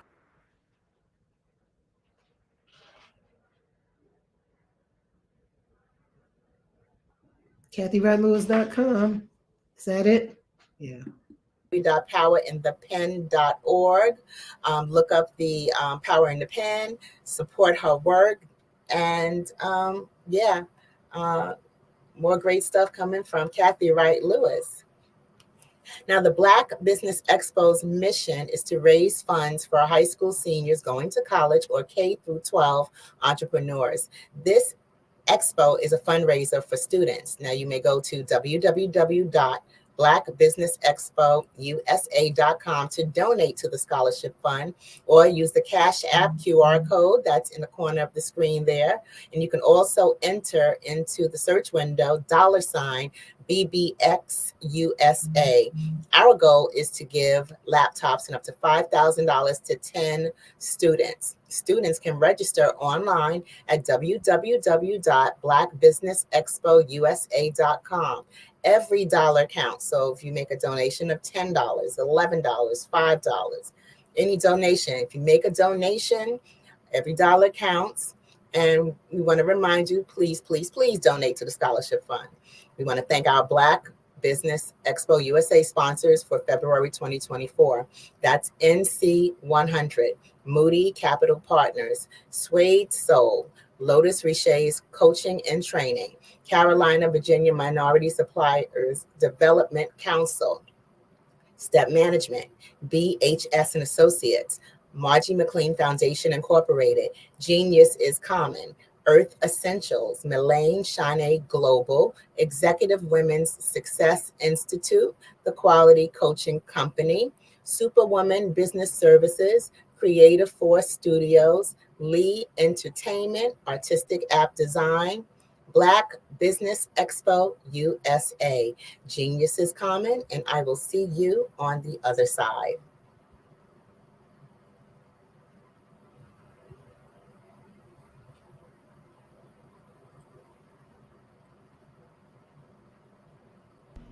Why do I do what I do?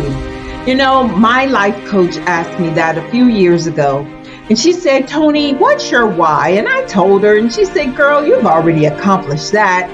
Perhaps you need a new why. Hi, Tony Harris, Amy Hoydu with Say It Said Marketing, one of your students. And just wanted to say thank you, Tony Harris, for spending so much time with me and giving me that boost in my business that I so drastically needed.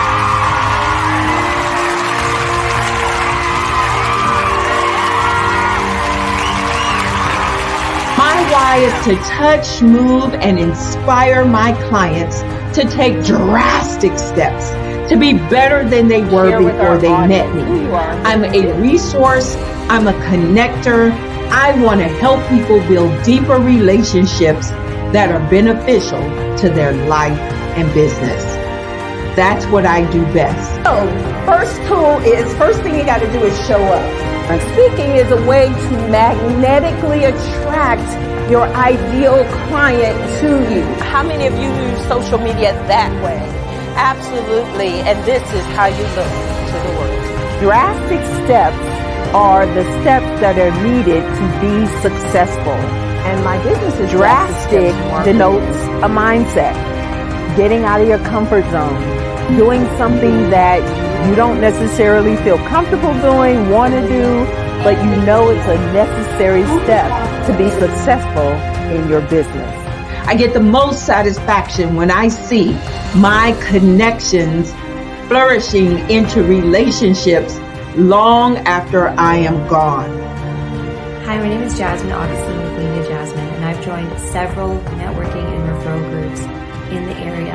And Network in Action Northeast Houston with Tony Harris Taylor is one of the best organizations that I've joined. I love that piece of what I do, and it is what fuels my fire.